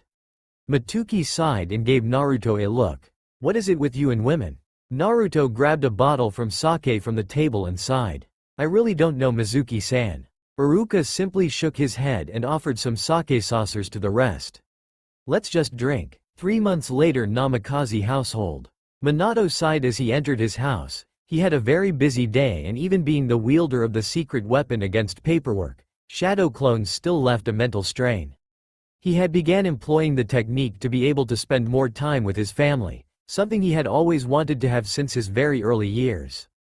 Being an orphan made him appreciate the value of a family more than most people, and in retrospection, using the Shikifu Jin, dead demon-consuming seal, would have been an idiotic move on his side. He was infinitely grateful to have dodged that bullet, despite the high price his friend had to pay. He still remembered how the council had taken the news of the new Jinchurikis, and it wasn't a pretty sight. He dreaded what would have happened had he actually gone through with the sealing and died, leaving Kushina to fend for herself and the twins. Both he and Jiraiya were trying to make the old cronies of shinobi elders and the civilian council to see reason. At the end, they simply got too fed up and silenced any discussions with heavy doses of killing intent. And Minato's patience was legendary. It took a lot to get the man really angry, but threatening his family was a fast way to earn his ire. He removed his haori, with the kanji for Yondaime Hokage on the back. He wore his cage robes only when meeting foreign dignitaries, since he found it too stuffy for his tastes. Kushina couldn't stop laughing for a week when he had mentioned it, although his robes gave him a much more serious air, as she put it, and that was during the period that she conceived the twins. He smiled at the thought of his family. The calculative and level-headed Arashi, the straightforward Mito, the bundle of endless energy Mia, and the love of his life, his own Whirlpool princess Kushina. Yes, Minato considered himself very lucky to have such a great family. What are you thinking about, Minato-kun? Asked a voice that Minato was very fond of. He turned and smiled at his wife. Just thinking about us. Kushina was lying on the king-sized bed that was located inside the master bedroom. She was reading her favorite nighttime book after succeeding in making her youngest go to sleep. It was quite a tiring process, since Mia had so enough energy to compete with her older siblings, despite their Jinchuriki status. Both Minato and Kushina were 36 years old, relatively young for the average people, but they had been through more than most people experienced in a lifetime. That was the life of a shinobi. Kushina put her book down and looked questioningly at her husband, who had gotten out of his usual shinobi attire and was approaching the bed to relax with her. Really? What about us? Minato smiled and kissed her softly on the lips. I was just thinking how happy I am with you and our family. I can't think what would have happened to me if I hadn't met you. Kushina smiled mischievously. You would probably be a chunin, hanging out with Izumo and Kotetsu guarding the gate. Minato chuckled. Probably. The saying that behind every man was a supportive woman was true. The saying doesn't do Kushina justice. She had always motivated Minato to reach greater heights and was his pillar of strength. She had helped him through dark times, and they always had each other's back on the battlefield. He really didn't know what he would have achieved if it weren't for her. Kushina was now also thinking back on her time with Minato. She would always talk with her friends Makoto Uchiha and Hitomi Hyuga about romantic couples that were in books, amongst other things, and she can without a doubt say that her dreams had come true. In the past at the academy, if someone had told her that she would marry Minato, she would have laughed at them. She couldn't believe that Minato would become strong with his feminine personality, but he had proven her wrong and became one of the strongest shinobi to ever exist. She still remembered the Kumo incident and she was thinking that maybe she did have a hero complex that manifested that night, but she wouldn't have it any other way. She thought of her childhood friends. Hitomi had birth complications at her second childbirth and the Hyuga were as stubborn as they come when it came to requesting a medic nin and not their clan's doctors. Thanks to Kushina, who was present and managed to stabilize Hitomi long enough for Tsunade to arrive and save the day. The Hyuga were always stubborn about learning anything beyond their Jukin, despite that they are born medic nin prodigies.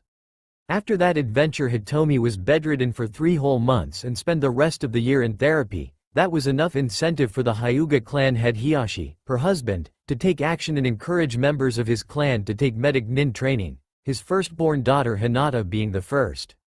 Makoto had it even rougher. 2 years ago the Uchiha massacre occurred, with only her and her youngest son as survivors. Sasuke had taken a turn for the worse mentally and was obsessed with killing his older brother, who was responsible for the massacre, and Makoto didn't know how to help him overcome his blind hatred. Kushina tried her best advising her and supporting her, but nothing had any effect and she was extremely worried for her friend. She was so absorbed in her thoughts, she didn't notice Minato creeping behind her and start massaging her shoulders, while occasionally kissing the back of her neck. She let out a low moan at his ministrations. Minato-kun what are you doing? Minato smirked. You seem stressed Kushiheim and I thought I should help you relieve your stress. That's good, but I know a more effective way Minato-kun.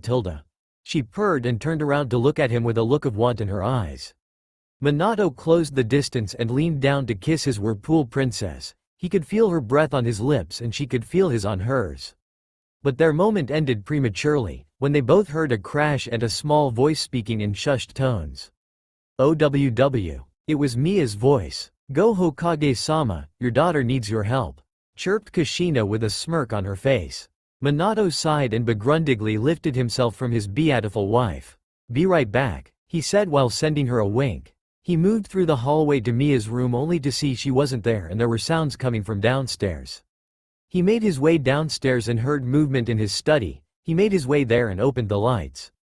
Mia looked like a deer caught by the headlights and was staying completely still, as if she was hoping that her dad wouldn't notice her and move on.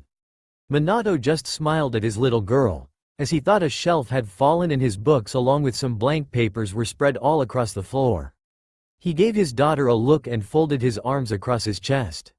So Mia-chan, what are you doing in Tu-chan's den? Mia bit her lips and looked down. I am sorry Tu-chan. I just wanted some pieces of paper, so I climbed up on your desk and then the shelf, but it fell.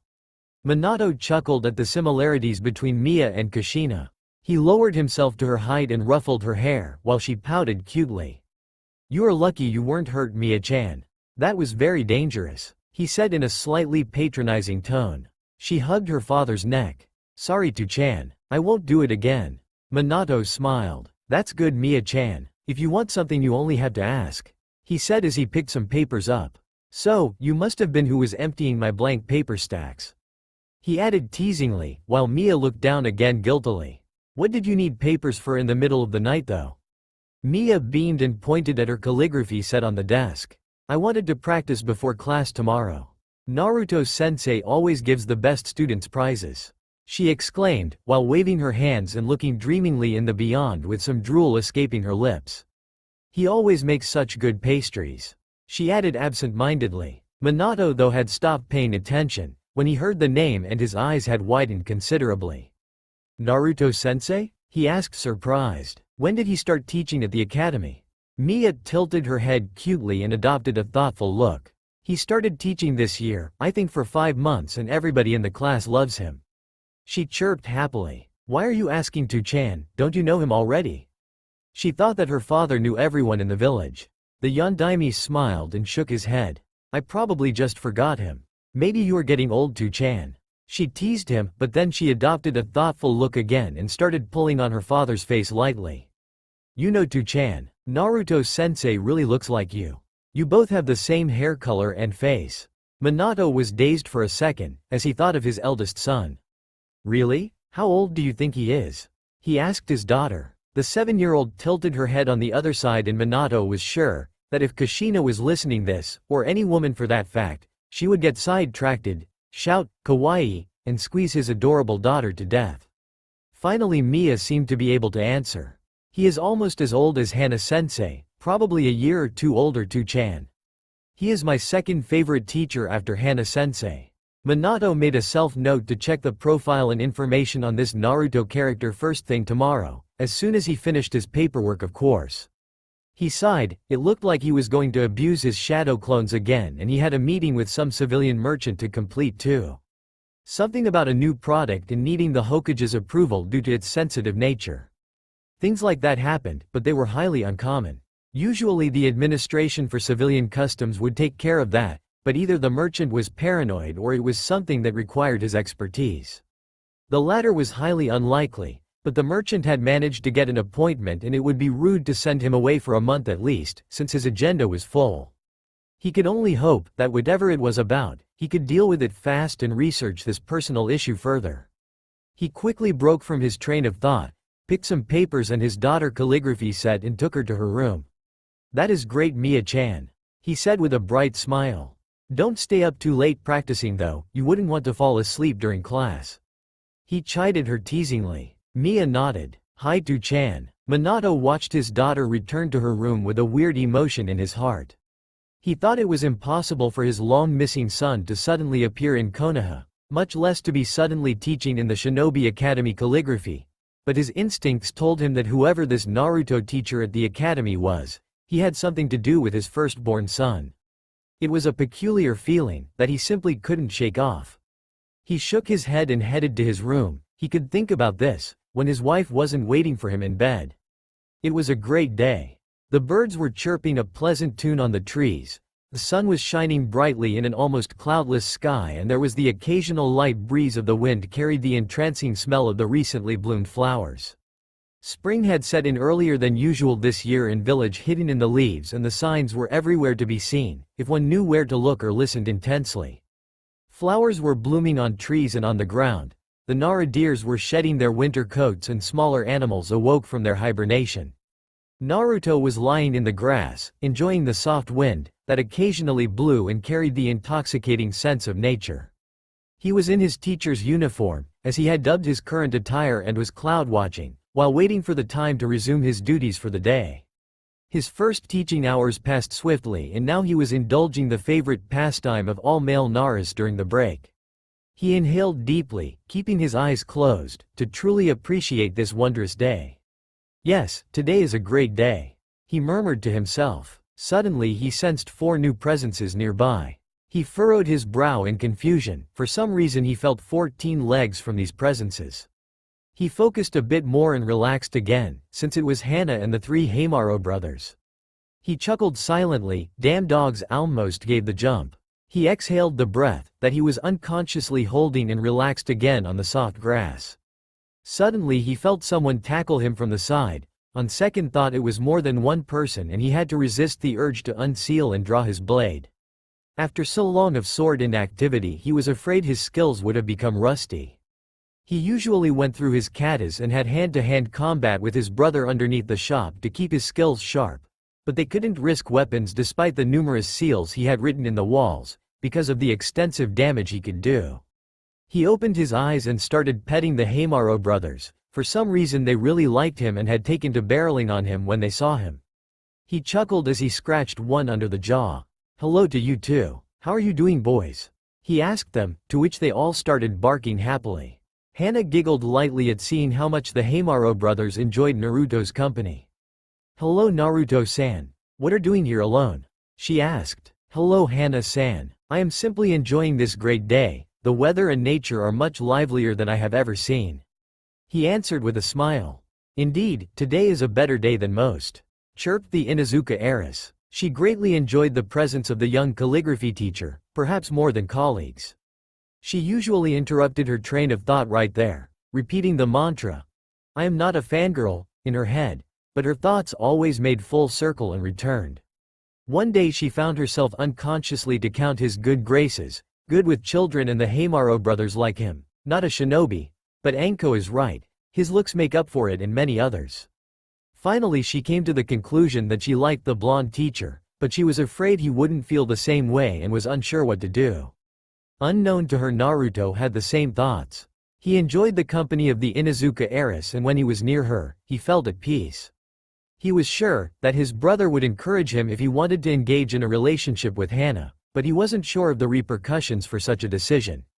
She was a clan heiress, and to marry or even be in a relationship with a no-name civilian could reflect badly on her or even have her disowned, that is if she agreed in the first place.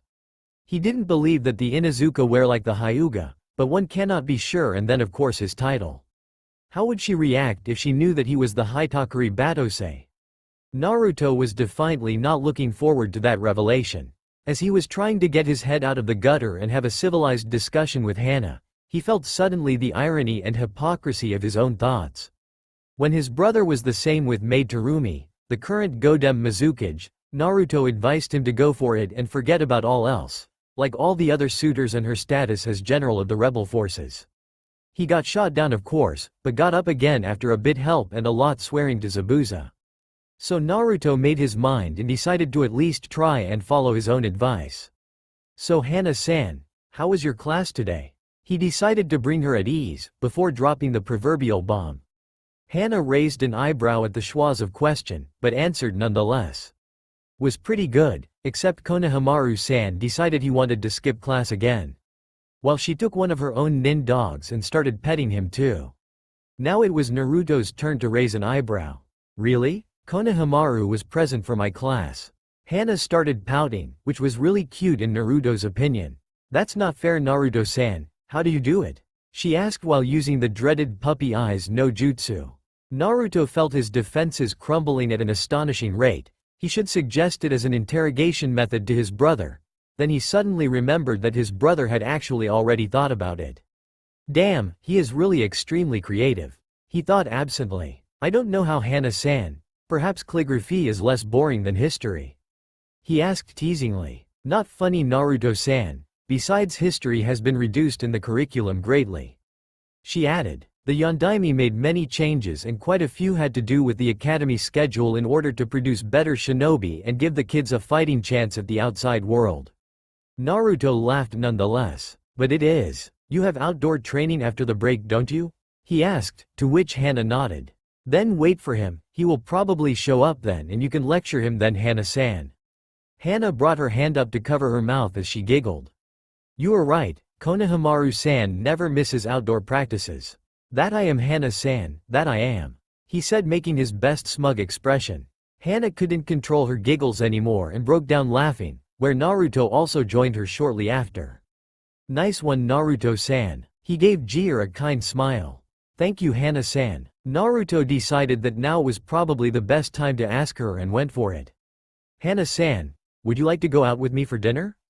Hana was speechless for a few seconds and her eyes widened, but managed to recompose herself fast enough. Like a date?" she asked tentatively and inwardly cursed herself for almost stuttering. "Yes, exactly like a date," Naruto answered, smile still on his face. "Sure, when do you think would be a good time, Naruto-kun?" she said while doing a happy dance in her head and not noticing the new suffix she used. Naruto did though and raised an eyebrow. "I was thinking tomorrow afternoon around 7 o'clock, what do you think, Hana-san?" "Yes, 7 o'clock sounds great," she said with a smile that was growing larger as the time went by. "Great, should I pick you up from the clan compound?" he asked with his own kind smile. "Okay." Right then sounded the bell, signaling that the break was over. "Got to go to class," she said absent-mindedly. "Well, see you later, Naruto-kun," she said, giving him a quick peck on the cheek. This time she noticed the new suffix in her action. She quickly turned around to hide her blush and headed to the classes, feeling already much merrier and trying to get rid of her fangirl thoughts, with no apparent success, as her blush increased. "See you later, Hana-san," Naruto called after her, after shaking himself from his brief stupor. He shook his head lightly. "That went easier and better than I thought," he thought to himself and sighed in relief, while touching where she kissed him. Then it dawned to him that he also had class and started to make his way to the academy buildings. His day seemed to be getting better and better, and he really hoped that nothing would ruin it. He paused, cursing his traitorous thoughts, and started looking around for signs of Murphy's Law. Seeing and sensing nothing, he restarted his course back to his classroom, while whistling a nameless tune. A great day indeed, he murmured to himself. One day later, outside the Inuzuka clan compound, Naruto sighed as he looked at the clock one more time, while he waited near the Inuzuka clan compound. He still had 5 minutes before he was to show up for his date with Hana. He had learned from his foster father Ray that a first date was never early nor late. He shook his head and smiled. Naruto sighed again as he thought about his date. He wouldn't deny it, that he found the Inuzuka heiress extremely attractive, and he was greatly looking forward to their date. From the first day that he met her accidentally in front of the academy, he knew she was a stunning kunoichi, and later, when he got to know her better, he found out that she was a very interesting person as well. He considered himself very lucky for such a woman to go out with him. He knew he was good looking, he had a large fangirl club at Kiri, but none had managed to capture his attention. Hana, on the other hand, did so without almost any effort on her part, simply being her honest, friendly and helpful self. Being around her made him feel at peace and relaxed, and if he was honest with himself, it was this feeling that he was searching from the beginning of his journey. Being with her felt simply right to him, and since starting his shinobi training with Ray, his old mentor and foster father always told him to follow his instincts in all and any decisions of his life. He checked his clock one more time, before making his way to the compound with one thought. Time to pick up Hana Heim. Meanwhile, inside the Inuzuka clan compound, Hana was nervously pacing back and forth in her room, while her mother Inuzuka Sume watched her with an amused expression. Hana sighed in annoyance, then she closed her eyes and took a deep breath before relaxing slightly. All her pacing had drawn her mother in her room, and she wouldn't leave, before getting an explanation as to what had her so worked up. Of course, after finding out that it was her daughter's first date, she interrogated her immediately, and now she was enjoying the sight of her nervous pup, as she put it. "Calm down, pup, it's just a date." Sume tried to calm her daughter, although she looked highly amused. At first she was curious as to how a civilian could attract her daughter's attention, but at the end, as far as Hana was happy and her family and village safe, she had no other real objections or rules. A few members of her clan might see it as weakness, and Hana would have to beat them in a duel if she wanted to be clan head, but with her pacifistic tendencies and interest in a civilian, Kiba seemed closer at the title for the moment. If only they knew. "I'm sorry. I just haven't dated anyone, ever. I'm nervous," she replied. Sume chuckled from the side. "Look, just because you like him, doesn't mean you have to put out on the first night," she said, smirking, causing her daughter to blush and send a glare in her direction. "I'm not going to sleep with Naruto-kun," replied the Inuzuka heiress heatedly. The Inuzuka matriarch laughed louder at her daughter's declaration. "So Naruto-kun it is, Tilda," she said teasingly. Hana, knowing she would be teased mercilessly, just huffed and crossed her arms. At that moment somebody knocked on the door and the tense silence was broken. Hana turned to her mother, who went to open and held her from doing so. "I am going now. See you later, Ka-chan," she said swiftly. Sume mocked pouted. "Why can't I see him?" Hana continued to glare weakly at her mother. "You know why." She then left her mother at her room and went for the door. As she opened, Naruto was on the other side with his short ponytail and was holding a bouquet of white roses. He smiled as he saw Hana open the door and immediately offered her the flowers. "Hello, Hana-chan. How are you this fine evening?" he asked. Hana blushed lightly and walked right up to Naruto, whose eyes were in overdrive as he took in her appearance. "I am great, Naruto-kun, thank you," she replied. He had been briefly stunned by her, but regained his wits quickly and started drinking in her features. Her brown hair cascaded down to the middle of her back, with it framing her face perfectly, displaying the Inuzuka fangs proudly on her cheeks. She had a natural color of lipstick on, and her finger and toenails were colored a dark green to match the forest green kimono she had on. It depicted falling yellowed and burnt orange leaves and was being held together by a burnt orange sash. She was wearing dark green shinobi sandals with a small heel. Naruto whistled softly. "Hana Heim, just when I thought you couldn't get any more beautiful, you had to go and prove me wrong," he said softly. This prompted her to blush deeper, but she managed to regain control and she started to check him out. He was wearing a simple blue kimono, held by a gray sash, and he also wore blue sandals. Despite not wearing anything extravagant, he was looking very sharp in Hana's opinion. "Thank you, Naruto-kun, you look very good yourself." Naruto smiled wider as she accepted his flowers and offered his arm to her. It was a bold move, but he felt lucky this evening. "So Hana-chan, are you ready?" Normally, she didn't like being called that, but coming from Naruto, she felt that she could come to enjoy it. She took his arm and held onto it like a girlfriend would. "Of course, Naruto-kun," she said smiling, as the two walked off into the night. Naruto and Hana took their time walking through the city as they headed to the restaurant that Naruto had chosen. They engaged in small talk, but Hana was quite a bit curious as to where they were going, so she was only mildly surprised when they walked into a rather classy-looking place and Hana was impressed with the decorum. It took her a while, but she gasped when she realized that she was in the Golden Leaf, one of the best restaurants in the whole village. Naruto smirked seeing Hana's reaction. "Pretty nice place, huh?" he asked. She nodded. "Very nice, Naruto-kun. Are you trying to spoil me?" she asked. Naruto smirked, but before he could answer, the manager, who was manning the Maynard station, smiled brightly and said, "Hello, what can I do for you?" he asked politely. Naruto smiled friendly. "Good evening, I have a reservation at the name Yasuto," he replied. The manager nodded and searched his reservation book. After finding the name, he snapped his fingers, summoning a waiter. "You will wait on Mr. Yasuto. Take him and his beautiful date to the lone wolf seats and ensure he is given proper service," he said to the employee. The employee bowed and happily complied. "Please come this way." She was female and led them towards the private couple section, also known as lone wolf section. Naruto nodded and motioned to Hana, who stepped forward and followed their waiter. The manager smiled. "Enjoy your dinner, sir," he called after them, before taking up his station once again. They were soon shown their table and sat down. They were secluded from the main eating area and it was obviously designed for a couple's use. It had romantic lighting, a love seat for the two people to sit on, with the table set high enough so they could still sit back and eat comfortably.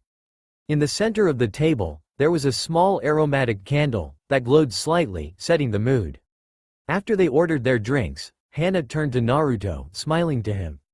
"You are really pulling all the stops, aren't you, Naruto-kun?" she said playfully. Naruto smiled kindly back. "My brother said the exact same thing and I told him that for someone as beautiful as you, it is more than worth it," he said, chuckling. Hana's cheeks turned a light pink, but she just smiled warmly. "I'm honored you would do something like this for me," she said. Naruto smiled. "Not as much as I am to be in your presence." "So, do you like it here?" he asked. She nodded. "Very much so. It has a great atmosphere and it seems to live up to its reputation, from some of the critics I have heard." "That's rather impressive," she commented. Naruto chuckled. "I am glad. You seem very informed and I am happy to have made such good choix for dinner apparently," he replied. Hana smiled and they spent the rest of the night chatting either about the academy, their earlier years, dreams and early life role models or inspirations. After they had finished dinner and began to head home, Hana smiled warmly at Naruto. "Naruto-kun, I want to thank you for the greatest first date ever," she said with a bright smile, as they had reached the entrance of the Inuzuka clan compound. Naruto smiled back. "I am glad you enjoyed it, Hana-chan, and I hope we can repeat it sometime in the near future," he replied. If possible. Hana's smile got even brighter. "Sure thing, Naruto-kun." She then, on impulse, walked up to him and kissed him lightly on the lips, while balancing on her tiptoes. "Good night, Naruto-kun," she said, as she turned to head towards the compound and hide her growing blush at her bold action. "Good night to you too, Hana-chan," Naruto replied, with a slight dazed expression. While our favorite blonde-haired teacher, disguised shinobi, was having another great day teaching at the Konoha Shinobi Academy and preparing for his date with Hana, another blonde-haired shinobi wasn't having such a great time himself. Scratch that, he was officially having the worst day ever. Add Imperial March from Star Wars for effect. Why, one would ask, what could effectively ruin the day of the Yondaime Hokage, Konoha Kiroi no Senko? Yellow Flash of Konoha, hero of the Third Shinobi War, slayer of over 500 enemy Iwin Nen in under 10 minutes, Fuinjutsu prodigy, inventor of the Rasengan, spiraling sphere, and master of the Hiraishin no Jutsu, flying thunder god technique, that was created by the Nidame Hokage Tobarama Senju. Who could have the strength to bring such a man to his wit's end? 4 Minatos were standing, while the original was sitting on his chair behind his desk in the Hokage Tower. All 5 blondes were glaring with an incredible amount of hatred and loathing at the object of their ire. This opponent dueled with Minato daily, and even with the assistant's shadow clones, he always proved to be a worthy adversary. He, like Minato, had many titles, and despite Minato's best efforts he always lived up to his reputation. He was called Bane of the Cages, Hellspawn, Lord of all evil, and many more. He was an unstoppable force and an immovable obstacle all in one. His evil was so great that he put Madara Uchiha and Orochimaru to shame, and if they knew of the truth, neither of those men would have wanted to be a Hokage in the first place. Perhaps it could even convince them to abandon their evil ways, but alas, they had the luck not to meet this truly invincible opponent. Standing on the desk, withstanding the heated glares of a cage-level opponent and his 4 clones without flinching or spontaneously combusting, was this worthy adversary, standing defiantly against the wrath of Minato Namikaze. Lesser things have made men run away in fear, and yet he stood strong and true, for he was Minato's sworn enemy from the moment Minato took the hat from the Sandaime Hokage Hiruzen Sarutobi, and he was there to always remind all cages that no matter how strong they were, there was always someone stronger than them out there. He could not be outsmarted, he could not be overpowered, and he was present every day, no sick days, no vacation days, absolutely nothing. Truly a terrifying adversary. He was paperwork. He wasn't just any simple paperwork though, he was evil paperwork from hell. Music End, or EPH as the cages had taken to refer him during the meetings they had amongst themselves. The 5 blondes sighed simultaneously and slumped their shoulders in defeat, ignoring the 4 Anbu that were chuckling in their concealed positions. He always felt like he could drown in the paperwork, and today his office was swamped by his nemesis. He really wanted to drop everything in the back burner, but he was Hokage and had to set an example, no matter how much he hated it. For the first time since the incident he had a clue for the whereabouts of his wayward son. Granted, it was just a name, but after so many years with Jiraiya's spy network producing no results, even this single, tiny and possibly false hope was better than nothing. He was thinking, what are the chances of somebody else naming their kid after the main character from Jiraiya-sensei's book, let alone Naruto in the first place? That and many other similar thoughts plagued the mind of the young blonde cage, but deep in his gut he couldn't shake the feeling that this Naruto had something to do with his own missing son. He motioned for his clones to start with the mountain of paperwork, while he slumped deeper in his seat and reminisced of the past. He and Kushina were 18 at the time. He had been Junin for over a year, while Kushina had been recently promoted to full Junin from Tokubetsu Junin herself, and they made love for the first time. It was the middle of the Third Shinobi World War. They forgot to cast an anti-pregnancy jutsu, and Kushina, despite the anti-pregnancy pills that are standard for all kunoichi in service, got pregnant. It was the worst possible timing, but Minato and Kushina welcomed their child with open arms and happiness. Due to the chaotic conditions of the war back then, only a few people knew about Kushina's pregnancy. They were Jiraiya, who was Minato's Genin team sensei and later personal, when he decided to take Minato as an apprentice. Another was the Sandaime Hokage Hiruzen Sarutobi, Uchiha Makoto and Hyuga Hitomi.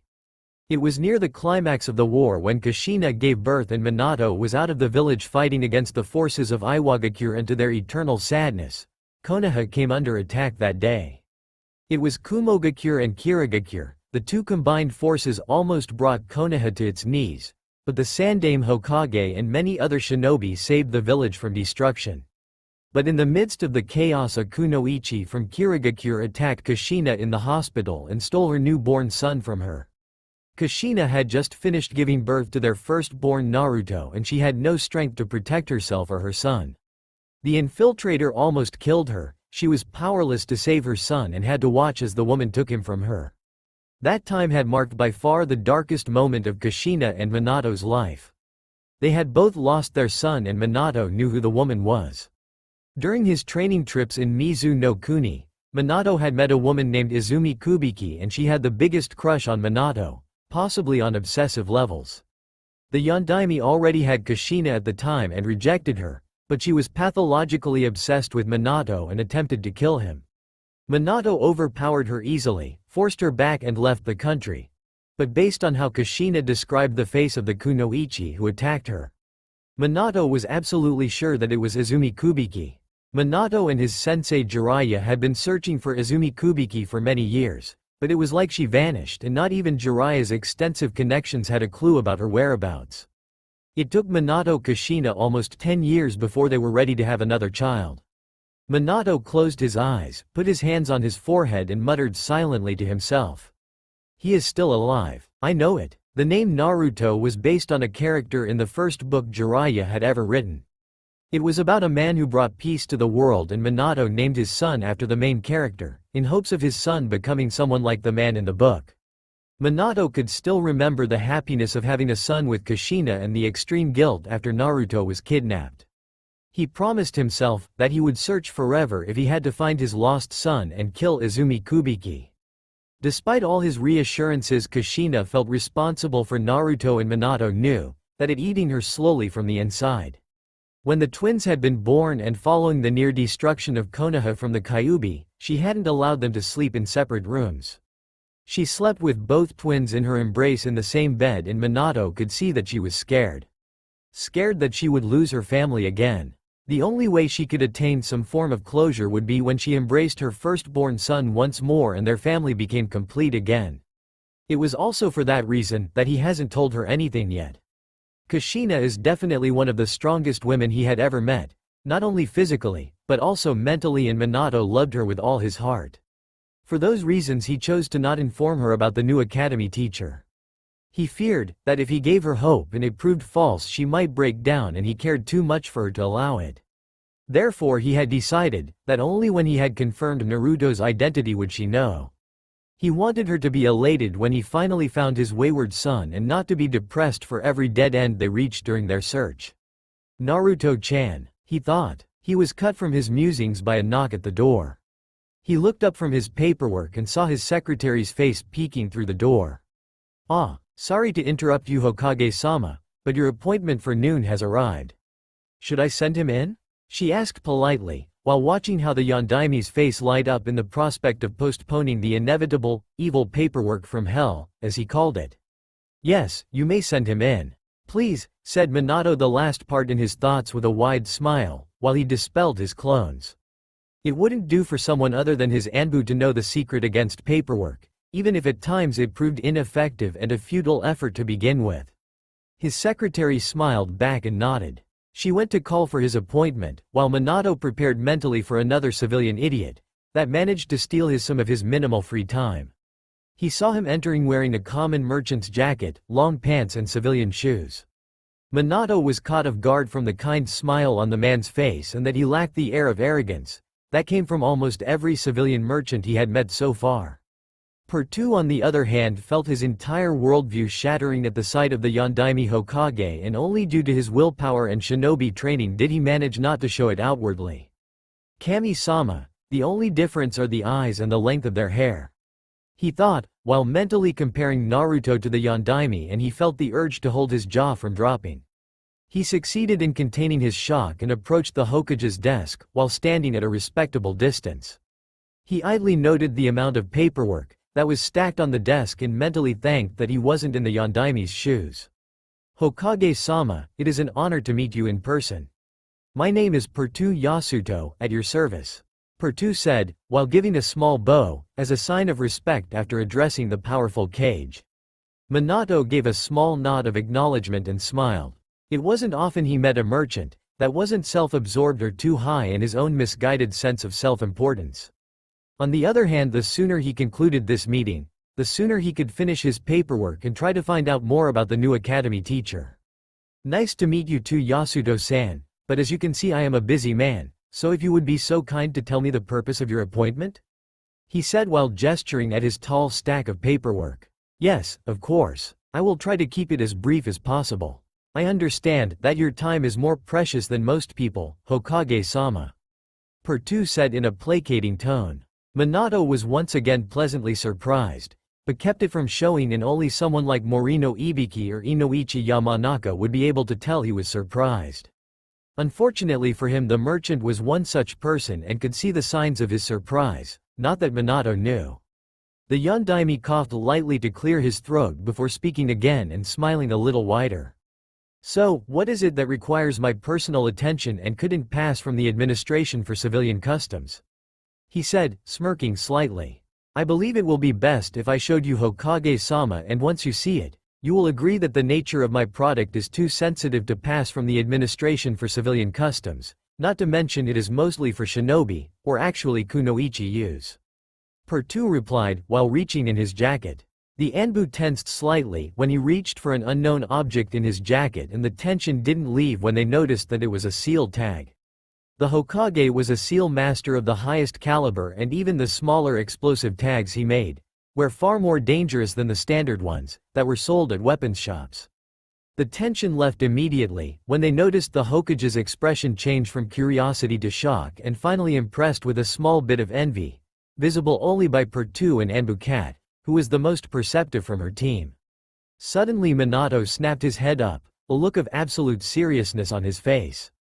Anbu, Bull, Monkey and Cat, front and center. The Anbu, who heard their respective code names, appeared instantly in front of the Hokage from their hiding spots and startled Pertu with their sudden appearance and closeness to him. Anbu, Bull, go find Jiraiya-sensei immediately. If he refuses, tell him that if he doesn't make in the Hokage's office in 5 minutes, I will close the all bathhouses in Konoha for a month. Anbu, Bull nodded stiffly. If Minato resorted to such a threat, then he needed the Toad Sannin instantly. Minato continued with the other 2 members of the squad. Anbu, Monkey, you go find Hiruzen Sarutobi, and finally Anbu Cat, you will bring Kushina here. All 3 Anbu nodded and left with a quick Shunshin no Jutsu, body flicker technique, leaving their final member Anbu Salamander to ensure the Hokage's safety until their return. Pertu was surprised with the reaction of the Yondaime and decided to question him about it. "Excuse me for interrupting, Hokage-sama, is everything alright?" Minato turned sharply, as if just remembering that Pertu was still in the room, and smiled brightly. "Yes, everything is perfectly fine, Yasuto-san. All 3 people I ordered to be retrieved are very accomplished with seals, and only the Sandaime Hokage, Hiruzen Sarutobi, isn't a seal master, although he is defiantly an expert, and I wanted their opinion on this masterpiece." For the first time since the infiltration of Konoha, Pertu felt glad that he didn't have to try to hide his emotions and was free to show them as he pleased. If he was a lesser man, he would have been gapping like a fish at the almost childish expression on Minato's face. It was a good thing that he wasn't a lesser man, and he settled for his jaw being a bit looser, as well his eyes being slightly wider, while staring at the Yondaime. Sure, he knew that it was probably the best idea he ever had, and I didn't resolve around torture, but still it was Naruto that managed to pull it through, and if the Yondaime's expression was anything to go by, it was a bloody brilliant idea and perfectly executed apparently. "So, I take it you understand what it is and you approve. I must warn you, Yondaime-sama, that it hasn't been tested, and that was another reason I wanted to bring it to your attention." Pertu started hesitantly, but managed to shake his shock and steel his voice halfway through his small speech. Minato was about to answer when he was interrupted by a loud crash, followed by loud swearing and cursing. Minato turned to the window to see what had happened and saw his sensei, Jiraiya, opening the window with a comically red nose and glaring daggers at him. "Why do you always close the windows, Gaki? Do you enjoy watching me crashing every time?" he said in annoyance. Minato shook his head at his sensei's antics. "Not now, Jiraiya-sensei, I called you to see something important." He passed him the seal tag with a wide smile on his face. "Look at this." Jiraiya grumbled a bit. "This better be good, Gaki. You interrupted some very promising reseer." "Woa, Gaki. This. Jiraiya spoke in awe. Minato nodded. "It is, isn't it? I just saw it and called you instantly," he said with a smirk. "You just saw it?" Jiraiya questioned with wide eyes. "You mean you didn't create it?" The Yondaime shook his head. "No, Yasuto-san made it, and I have to agree it was beyond my wildest expectations for this meeting." Pertu chose this moment to interfere, before they ran into wrong conclusions. "Excuse me, Yondaime-sama, but I didn't create this seal." This threw both Jiraiya and Minato through a loop. Seeing their bind, Pertu thought it would be best to enlighten them with his faux story. You see, I met recently another seal master and he seeing me decided I was the right person to sell his product. He wanted to remain anonymous, and since I don't know anything about seals, I thought it would be wise to bring it to another seal master to check it, and since you are also the Hokage. Well, I thought it would be best to kill two birds with one stone. So, you don't know what this seal tag does, Yasuto-san? Jiraiya asked. I was told what it does, Jiraiya-sama, but due to my lack of knowledge I couldn't proceed, in case it was something else. Pertu answered. Minato stepped forward and asked. And what did this seal master tell you it did, Yasuto-san? Pertu stood a bit straighter and said in a formal tone. Yondaime-sama, he told me that the seal in question was an anti-rape seal, designed with kunoichi and thought that mostly work in the seduction department. He insisted that if I began to sell it, then I had to begin with those kunoichi before it was made available to the general public, as well as a few other stipulations, which you don't need to trouble yourself about. He then took a deep breath before continuing. He also said that the seal must be applied on the female in question just under her navel. You just apply chakra and the seal becomes ingrained on the skin, and of course it is not visible. It has a chakra storage seal written, where it gathers around 4 to 6% of the kunoichi's chakra reserves overnight until it has reached maximum capacity. If the kunoichi is in danger of chakra exhaustion, then the seal ceases absorbing chakra until the danger has passed. When the chakra storage seal is full, it can create a chakra barrier that can last for 3 days or 1 day of shocking, and the barrier will always respond depending in the kunoichi's distress. He rose a hand to stop Jiraiya from interrupting him before continuing. I asked the same thing as you would, Jiraiya-sama. I am going to explain. Pertu added. Jiraiya nodded, a bit miffed, but was more curious than anything else. I will start with the distress. From what I understood, the seal has some receptors that recognize specific chemical substances and electrical brain patterns. If the kunoichi is in distress, scared or even unconscious, and the seal senses an intrusion, then it creates a chakra barrier in front of the kunoichi's womanhood that blocks the entry. If someone attempts to force their way through, then the barrier reinforces itself with the amount of lighting chakra that increases the more someone tries to invade the kunoichi's womanhood. It is simply put, as if someone put their manhood in an electrical plug. He finished and enjoyed their gobsmacked expressions. Jiraiya's jaw had dropped to the ground and his eyes had nearly bugged out of their sockets. Minato was in a similar state, albeit he wasn't showing it as obviously as his sensei. Finally Jiraiya broke the silence. That is simply brilliant, he managed to say. Minato nodded. Indeed, you mentioned that it wasn't tested though, didn't you? He asked. Pertu nodded. Yes, Yondaime-sama, I can't go around and try to ask a woman to get herself raped, so I can test it. That is simply wrong on so many levels, I can't begin thinking of it. He said with distaste. Of course, if you can let it here and come again tomorrow, I will need more time to study the seal and will inform you tomorrow on my decision. Minato said. No problem, Yondaime-sama, I will come tomorrow same time? Pertu saw the Yondaime nodding. He then made his way to the exit. Until tomorrow then, Yondaime-sama, Jiraiya-sama, he said, bowing slightly at each of them when saying their name. As Pertu left the building, he would never believe the result of this meeting, and Minato wouldn't remember until much later, but Pertu managed to draw attention away from Naruto much more effectively than he ever thought possible. It was late afternoon in Konoha and the sun was setting deep in the horizon.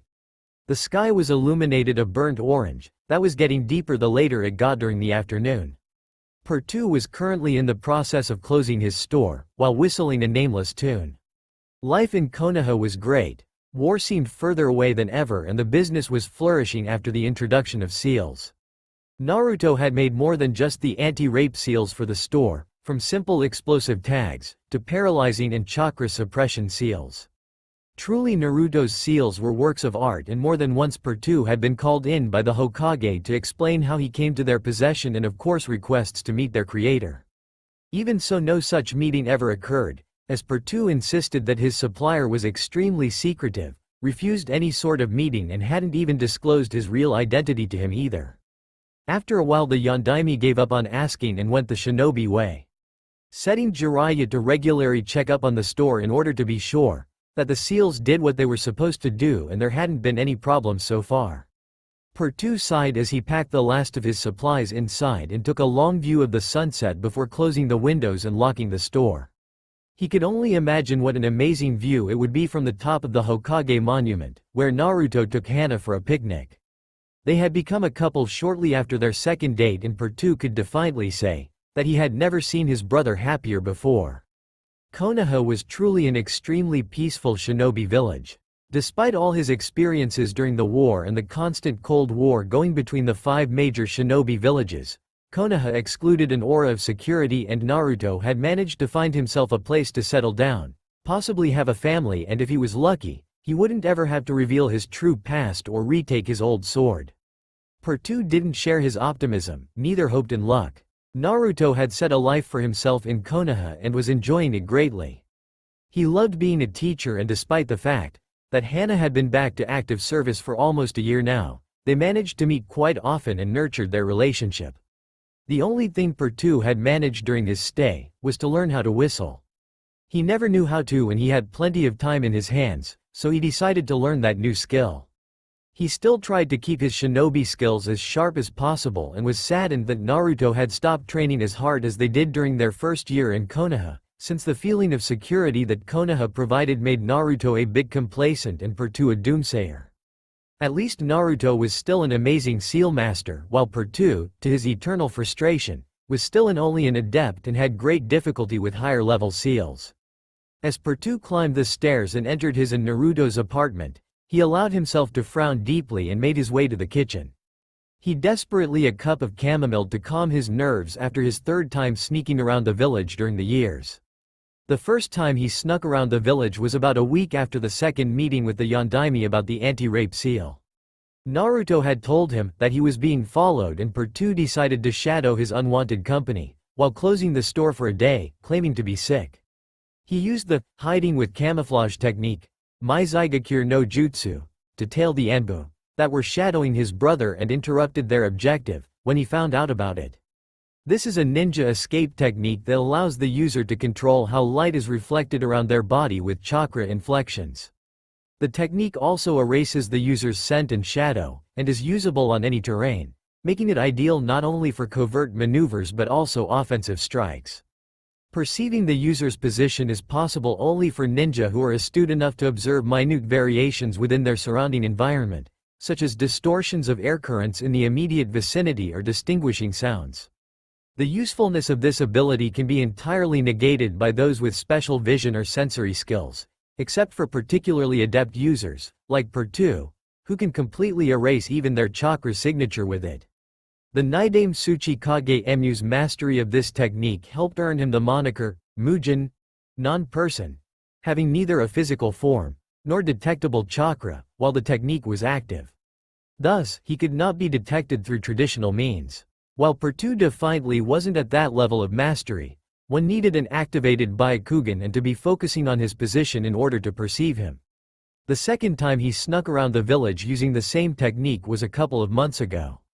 While it wasn't as important as the first time, Pertu considered the risk worth the gain. He searched the Konoha Shinobi Academy for the records of the Genin team placements. It was important information that he needed for the next phase of his plan to confirm the identity of Naruto's parents.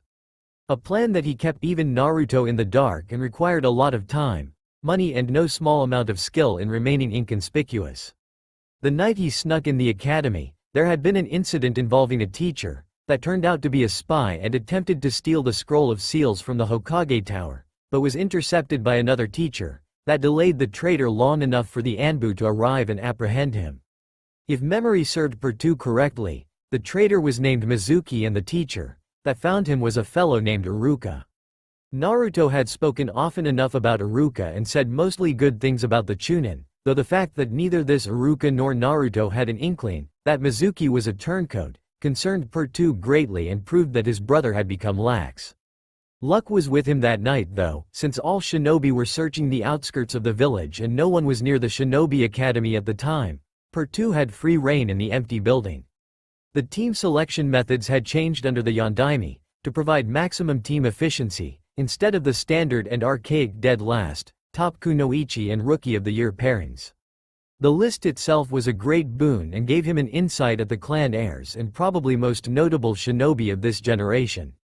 Pertu remembered the new genin teams still, as if he had the notes in front of him, despite instantly destroying his copy after memorizing it. Team 7. Uchiha Sasuke, Sai, Uzumaki Namikaze Arashi with Hitaki Kakashi for Junin Sensei.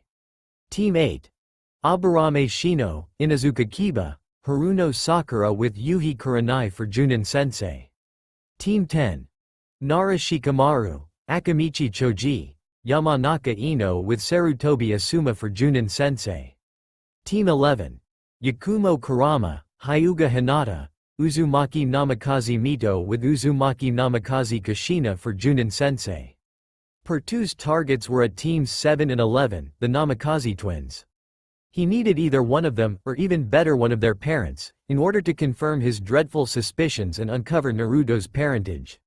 He was almost sure, but he needed to be absolutely certain of the fact before confronting his brother about it.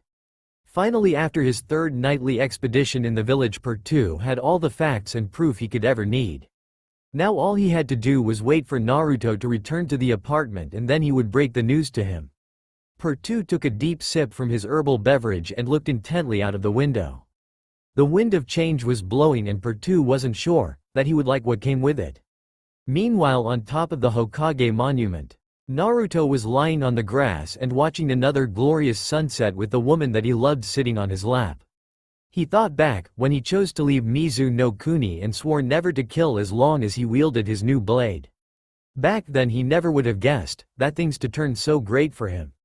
He had a nice and peaceful life in Konoha, with a gorgeous kunoichi for his girlfriend, and if his brother was to be believed, Pertu was close to uncovering the identity of his father. Naruto knew that shinobi lived dangerous lives, and due to the short life expectancy being usually short, most married young, if they married at all. Earlier this year he had been invited by Hana to escort her at the wedding of her friend Yuhi Kurenai with Sarutobi Asuma, and during that time he couldn't help but imagine how Hana would look in a wedding gown. He knew that he loved her deeply, but did he believe he was ready for that step? Another friend of Hana, named Azuki Yugo, had been dating Gekko Hayate for longer than he did Hana, and neither thought about marrying just yet. Naruto wasn't sure if he was ready to marry Hana, and deep inside he knew that unless he came clean with her and told her about his past, he would never be. On the other hand, his brother was becoming increasingly paranoid and had lately taken to attacking him in the morning to wake him up and during other random times to help him keep his reflexes sharp, or so he said. He also tried to make him train longer and harder, like they did during the war, but the war was over. Naruto believed that it could be post-war traumatic stress disorder, and lately it was getting worse, since the intensity of these attacks had increased and Pertu kept saying that something big is underway and they shouldn't be caught unawares. Naruto quickly shook his head to clear his thoughts. He would tell Hana of his past, but not yet. Now he would enjoy their evening picnic. Later, September Rain General Store. Naruto entered the apartment and let out a sigh of contentment. He had great time with Hana and he had yet to be attackled after opening the door. It was quiet though, too quiet. He passed through the door fully and took a look around the house. Nothing seemed out of place, but Pertu was an expert at the setting of traps, so Naruto couldn't afford to drop his guard. He closed the door behind him and made his way to the living room, and to his surprise Pertu was sitting there, looking out the window, while holding a saucer of sake. That got a raised eyebrow from Naruto, since his brother didn't enjoy alcoholic drinks, at least not without company. Deciding to break the tense silence, Naruto spoke first. "Hi Pertu, so any particular reason for the sake?" His brother didn't acknowledge him immediately, but Naruto knew that Pertu was aware of his presence even before he opened the door. Finally, after a long-drawn silence, Pertu turned his head and regarded Naruto, as if trying to gauge his reaction. "You are going to need one too in a while, Naruto." Pertu replied in a serious tone that showed he meant business, and he didn't even call him with his nickname. He had started drinking some sake sometime earlier, since he needed something stronger than his usual chamomile. "Really? What could be so important that I will need sake to digest it?" Naruto joked, trying to lighten the mood. "Your parents," Pertu said, without missing a beat. "I found out who they are," he continued. Naruto's eyes widened and hope blossomed in his heart. He had been waiting for all his life to learn his father's identity. During his stay in Kiri he never had much time for himself and was always training to become a better shinobi, but while he was living in Konoha that question troubled him for many nights. One day Pertu came to him and told him that he should focus on his job in the academy, since he was getting easily distracted, and that he, Pertu, would investigate and find his father. Currently his happiness and anxiety clouded his thoughts and he didn't notice that Pertu said, his parents, and not his father. You did? Naruto said, to which Pertu nodded. Finally, who is he then? Naruto questioned a bit impatiently with barely concealed excitement. Pertu noticed that he hadn't listened to him and sighed. He focused his chakra and activated the privacy seals that Naruto had written in the apartment to keep this conversation a secret. Naruto ignored the slight light that the seals gave off upon activation, but understood that if Pertu activated them, then whatever information he uncovered was big and sensitive. Pertu then decided to follow the good old-fashioned band-aid method, to say it fast and get on with it. Your mother is Uzumaki Namikaze Kushina and your father, most likely, is the Yondaime Hokage Namikaze Minato. He said swiftly and with a straight face. One could hear a pin drop at the deafening silence that followed. Now you drink your sake. Pertu instructed and Naruto complied mechanically. After a while Naruto took a deep breath and decided to break the silence. Are sure? He questioned with a slightly shaky voice. Pertu nodded. Yes, your mother is the first lady of the leaf and that means that your father is the Yondaime. That woman would sooner shave her hair than cheat on her husband. He said with absolute certainty. But I had a mother, she died when I was 5, but as she was my mother. Naruto continued, his voice slightly breaking towards the end. Pertu sighed deeply, he knew that this was coming, but couldn't help it. How would one react learning that his mother wasn't his mother after all? The only thing he could do was offer his support and assure Naruto that he was there for him. I did a blood test with Uzumaki Namikaze Mito's blood and yours. The results showed that both of you have the same mitochondrial DNA. This is a specific DNA sequence that is transferred from a mother to her child, not from the father, and it means that Uzumaki Namikaze Kushina is your birth mother. Pertu said honestly. Naruto seemed shaken, he didn't remember his mother, no. That woman from Kiri, but he always believed her to be his mother. After she died and he became a war orphan he felt extremely alone, until his unofficial adoption from Pertu, and now to learn that his family was alive. Some of the most important people in the shinobi world to boot, and that he was unknowingly teaching his little sister was too much information to take at once, but he needed to know. How did his brother find it out? He may be acting a bit unusually during their long stay in Konoha, but Naruto trusted him fully and didn't believe he would ever joke for something like this, not when Pertu knew how much this meant to Naruto. How did you do it? Naruto steeled his voice and asked the question that was plaguing him. Remember, it was I think a bit longer than 2 years ago, when you told me that you were being followed and I went to find who your tail was? Pertu asked. Naruto nodded tersely, while wondering what it had to do with anything. Pertu had said then that it was Anbu searching through his contacts to find the seal master responsible for the seals in the store. Pertu, seeing the look of understanding on Naruto's face, decided to continue. I lied that time, the Anbu were sent to take some blood from you and compare it to the Yondaime's in secret. I needed you to stay in the dark in order to react naturally and not tip off the Anbu that you were onto them. If it was anything dangerous or I couldn't deal with it, I would have told you. He tried to reassure Naruto. Naruto sighed and nodded. He understood why Pertu did it, but that didn't mean that he had to like it. So, I take it they failed? He asked. Yes, but they didn't know it. Pertu said. That earned him a raised eyebrow from Naruto, and Pertu decided to elaborate. I swapped your blood with mine when they delivered it in the hospital. I acquired your blood, which I secured in a storage seal, for a future test, and they found out that I had no relation to the Yondaime, although they believed that it was yours. Pertu said with a pleasant smile. Okay, then how did you get the blood of Uzumaki Namikaze Mito to compare it with mine? Naruto asked curiously. After he got over his initial shock, he became curious as to how his brother achieved all this.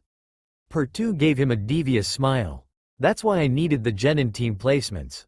As you know, for over a year now, I have been asking for assistance in the shop, which I covered with D-rank requests for the Genin teams. I started so much earlier than this class graduated, since I didn't want to attract attention to my targets. Yesterday Team 11 was in the shop and Mito cut herself accidentally with a kunai from my stalls. He said, wait, she is a shinobi. How did she get herself cut with a kunai? Naruto asked with an incredulous expression. Per2 smirked. I trapped it, of course. She didn't realize it and got herself a long cut. Her mother, who was also her Junin sensei, got instantly at her side with a medical jutsu at hand, but the damage was done. I paid them extra out of my good heart for the unforeseen injury, but I had enough blood to wipe from the floor, the kunai and the towels used to disinfect and clean her wound in order to run the test. The trap was disassembled on its own after the usage, so no one could find the cause, and then I snuck in the hospital and the result is history. He finished with a proud smile. Naruto was impressed. If his brother wasn't acting so unusually recently, he defiantly was one of the most effective and reliable shinobi he had ever met. Now that Naruto thought about it, he was dating Hana, but Per2 hadn't dated anyone during his stay in Konoha. Maybe he was just cranky, due to the pent-up UAL tension, and he was taking it out on him. He could set him up with someone to go on a date, or maybe even a double date like he did once separately with Yugo and Kurenai and their respective boyfriends. He smirked at his plan, but was interrupted from his musings by his brother. So, what are you going to do now that you know, Naruto? Per2 asked. I need to think about this for a while, but I will probably confront them when I think the time is right, brother. Naruto said with a content smile, and Per2 smiled back. During the entire conversation, Per2 hadn't called Naruto by his nickname, to show him the seriousness of the situation and because he was unsure how Naruto would react towards him after the revelation. He was glad he still considered him his brother despite having other blood siblings and withholding him information. He then let out a breath he didn't know he was holding. Take your time, but the day you confront them would be the perfect day to come clean with Hana, little brother. Per2 replied, and Naruto nodded tersely. Naruto didn't know how Per2 always knew what his problems were, and whenever he asked, Per2 always answered that a big brother always knows. 1 week later, Konoha. It was another sunny day in the peaceful village of Konoha. The sun was high in the sky, there was a light breeze of wind periodically, and there were enough clouds in the sky for an enjoyable cloud-watching session. It seemed that nothing could disturb the idyllic atmosphere of the strongest of the Great Five shinobi villages. Get back here so I can skin you and then kill you. Someone yelled. Quickly stop him and get it first. Another voice shouted. Troublesome. A third voice could be heard mumbling. Well, so much for the peace and quiet. The streets and alleys were in an uproar wherever the three parties went. Although it was quite an interesting and amusing sight for the civilians, not so much for the local vendors, who couldn't sell anything in the chaos that followed. The three involved parties were oblivious to the attention they were drawing, as they were completely focused on their objectives. At least the first two parties were. The third one was a bit more wary of the chaos they involuntarily created. Bringing the rear, and by default, the third group of this misadventure was the new Team 10. All three newly minted genin were chasing the first two parties, who were the reason for their distress.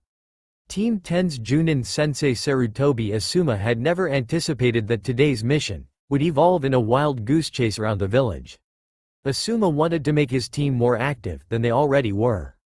He had to find a way to motivate Shikamaru, the unofficial second leader of Team 10, in order to get him, as well as the other members of his team, to train more than they already did.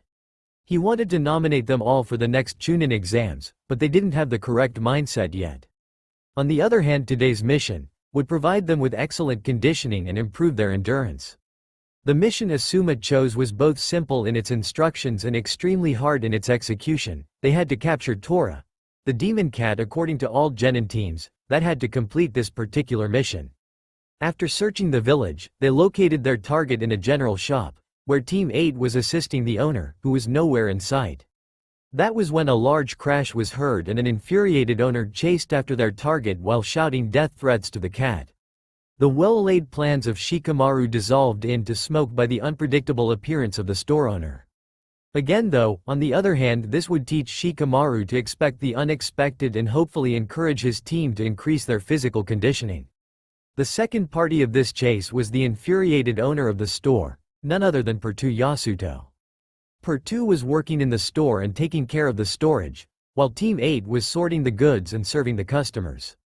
That was before he located the infamous demon cat Tora raiding his pantry. The demon had munched a good portion of the dried meat and left it half-eaten. If that wasn't enough, the demon had not only pied all over the explosive tags, thankfully none of the other more sensitive seal tags, but it had also destroyed 2 sacks of his precious chamomile by clawing them. In a rare moment of lack of self-control, Pertu saw red and charged at the demon who destroyed his favorite beverage. It may seem juvenile to some, but there was an unspoken law in Kiri, and that was never ever, under any circumstances, mess with Pertu's chamomile. It led to a one-way ticket for the TI department under Pertu's personal care. The things his mind could conjure made the victims confess just from hearing them and made sadists have a field day to borderline orgasms depending of their gender. There was though another reason why Pertu was so mad at Tora. The positive or negative depending on your point of view thing was that if you lived with a master interrogator and profiler, said profiler could always guess what your next action would be. Thus Pertu was anticipating that Naruto would be unable to talk to his parents, at least without a certain someone holding his hand. But that was also the problem, he didn't know Hana well enough to anticipate her reaction, and so Pertu prepared for every eventuality. He had drawn seals during the whole night on the walls and floors of the pantry. Once the scroll with the central sealing formula was placed in the middle of the room, then everything would be sealed inside and be ready for a fast and easy transport. The demon cat with all its meddling had destroyed the seal array, and Pertu had to do it all from scratch and stay awake for another full night, unless he wanted some unexpected and possibly destructive results. Since he had no illusions that he may have to evacuate the village running, and it would be a waste to lose so much good product, when he had invested so many resources on his store, he wanted to have a method to quickly pack something more than his shinobi gear, which was constantly sealed on his person, in case he got chased away from the village. On the other hand, no matter what happened when Naruto revealed his parentage, Pertu was almost absolutely certain that he would be chased by at least an irate mother for delaying her reunion with her long-lost son. He had studied Kushina briefly during his visits in the Yondaime's office, when she was present, and she always seemed to sigh when she looked at the family photos and had the look of someone searching for something or someone that wasn't there. He also felt quite certain that any attempt to leave the village without a major diversion would fail remarkably, since the Hokage was literally known as the Yellow Flash. For all he knew, Minato could have tagged him with an invisible contact seal during their handshakes and could jump on him at a moment's notice, and now all of Pertu's preparation, if worse came to worse, was blown to hell because of one demonic feline. If he caught it, there would be hell to pay. That leads us to our first party of this wild chase, who is none other than the demon personally. Tora, the cat, was running for its life. On one side was a genin team, like always trying to capture it to deliver it to its mistress, the fire daimyo's wife, who would suffocate it in her bosom, and on the other side was an irate civilian, who would enjoy nothing better than to make his death threats into reality. And it had started like another peaceful and quiet day. Meanwhile, outside from the Konoha Shinobi Academy, Naruto was sitting alone in the teacher's lounge relaxing. Another teacher had called in sick today, and he had to cover his class with the assistant teacher of said class. It was an experience that Naruto had went through before, but it was always more mentally tiring than his usual routine. Last week's revelations were still a hard pill to swallow. He always thought he was an orphan, and suddenly his beliefs were shattered. Not only his family was alive, but he had younger siblings, one of which was in his classes, and his parents were two of the most renowned and feared shinobi in the entire elemental nations. So many questions were in his mind. Had he been kidnapped when he was an infant? Did his parents abandon him because they didn't want to take care of a child in the middle of the war? Doubt and insecurity were gnawing at his bones daily, but for the life of him, he couldn't muster the courage to go at the Namikaze compound and confront his parents. Yesterday afternoon he thought he could do it. He went outside of the compound and had cut his thumb in order to release the security seal on the yard door. All he had to do was swipe some blood across the door pommel and it would open, if he truly was their son, but he couldn't move. He stared at the door for almost a quarter of an hour, before relenting and leaving, not even knocking the doorbell. Was he truly so pathetic, that he even couldn't confront his own parents? No. He quickly shook his head, to clear from its depressing thoughts, and suddenly his eyes lit up in recognition. He couldn't talk to his parents, because he hadn't done the same to Hana. He knew her better than his own parents literally, and he was involved with her. Naruto always wanted to come clean with her and reveal her his past, but he was always scared that she wouldn't accept him. He never thought that a woman could ever hold so much sway over him, but the thought of Hana rejecting him, or outright fearing him, hurt him worse than any wound he had received during his entire shinobi career. Naruto nodded mentally, setting his thoughts straight, and decided that he would tell everything to Hana today. After that he would confront his parents, and that would probably end his concealed presence in Konoha. As if reading his thoughts, a knock was heard on the door, and there stood Hana with a kind smile on her face. During the years she had grown even more beautiful, if that was possible. She looked more womanly than before, and her confidence had also increased greatly. She was never shy to start with, but she was always more tame in comparison to the other members of her clan. That had changed when a typical brash Inuzuka male wished to challenge Naruto's rights at dating the young Inuzuka heiress. Hana retaliated with unforeseen ferocity and continued to do so at every new challenger. This was another sore point for Naruto. Hana must like him more than most couples. Dare he hope she loved him? But despite that, his male pride was insulted and worried that for appearance's sake he had to take a back seat and let her endanger herself for him. How would Hana react knowing that he was more than capable of defending himself, and for years he was hiding his true skills from her? He quickly shook his head to get rid of all those depressing thoughts. His life had become an emotional roller coaster since he learned the truth of his parentage, and it was always going downhill since then. The saying is right in this case. Ignorance is bliss. Naruto was further cut off from his train of thought when he felt something soft, moist, warm, and surprisingly with a taste cherry on his lips. His brain needed a couple seconds to reboot before he realized that Hana was kissing him, and then started returning the favor with an equal amount of passion. After their short makeout session, Hana beamed Naruto a simply beatific smile that served its purpose and rendered him speechless. "Hi Naru-kun," she chirped with her smile still in place. Naruto couldn't help but smile back, as he felt her infectious positive attitude affect him. "Hi Hana-heim," he said in a caring tone. "You are early. Did you complete your mission sooner?" he asked lightly. Hana gave him a fake pout and spoke in a slightly distraught tone. "You didn't think I could finish the mission faster? You have no faith in my shinobi skills," she said, making Naruto sweat, thinking that he unintentionally insulted her. After letting him nervously shift in his seat for a little while, she offered him another beaming smile that let him know that she was joking. "Nay, Naruto-kun tilde." She slurred her tone a little. "Notice something different about me?" she asked while winking. Naruto used that second to give her a good once-over, and nothing different stood out at first sight. His shinobi training kicked noticed that she wore a different flak jacket than usually. He let a few more seconds pass, while checking out his girlfriend before giving his answer. "You look as radiant as ever Hana-heim, but I think this isn't your usual flak jacket, is it?" he half asked, half answered. Hana beamed even more at his astute observation. "You are right Naru-kun. Guess what? I got promoted to Junin." She almost squealed before he had a chance to guess. "Really?" he asked, and at her nod, he hugged her fiercely, spinning her once around and laughing in happiness. "I knew you could do it. Congratulations Hana-heim," he cheered loudly, since he truly did believe it. Hana had grown substantially stronger during the last 2 years and proven that she was her mother's daughter. He suspected that those resent missions must have been conducted in order to see if she had the appropriate level for a field promotion, since she had a skill evaluation earlier this week. Naruto felt bad yet again that she probably had to increase her training schedule just in order to continue dating him, and then he felt even worse, thinking of the proverbial bomb he was about to drop her. As if sensing his distress, Hana looked deep into his amethyst eyes and decided to find the reason for his troubled expression. "What is it Naru-kun? You do not look very happy," she asked. Naruto shook his head and mentally cursed himself for dropping his guard so easily around her, but he couldn't help it.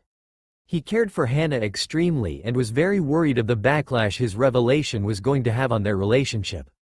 "I have something very important to tell you Hana-chan, but it can't be said here," he said with a tired sigh, since all of his insecurities and fears would come to an end or to reality this evening.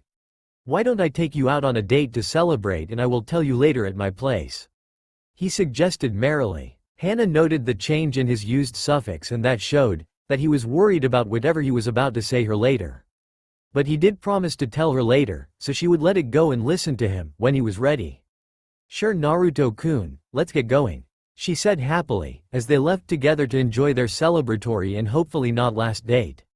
Later at the streets of Konoha, Pertu was returning to his store to repair the damages done by the demon cat and pay the genin team he had hired for keeping the store open and running during his furious exit and absence. He was in an extremely foul mood and had been grumbling about demonic felines all the way back.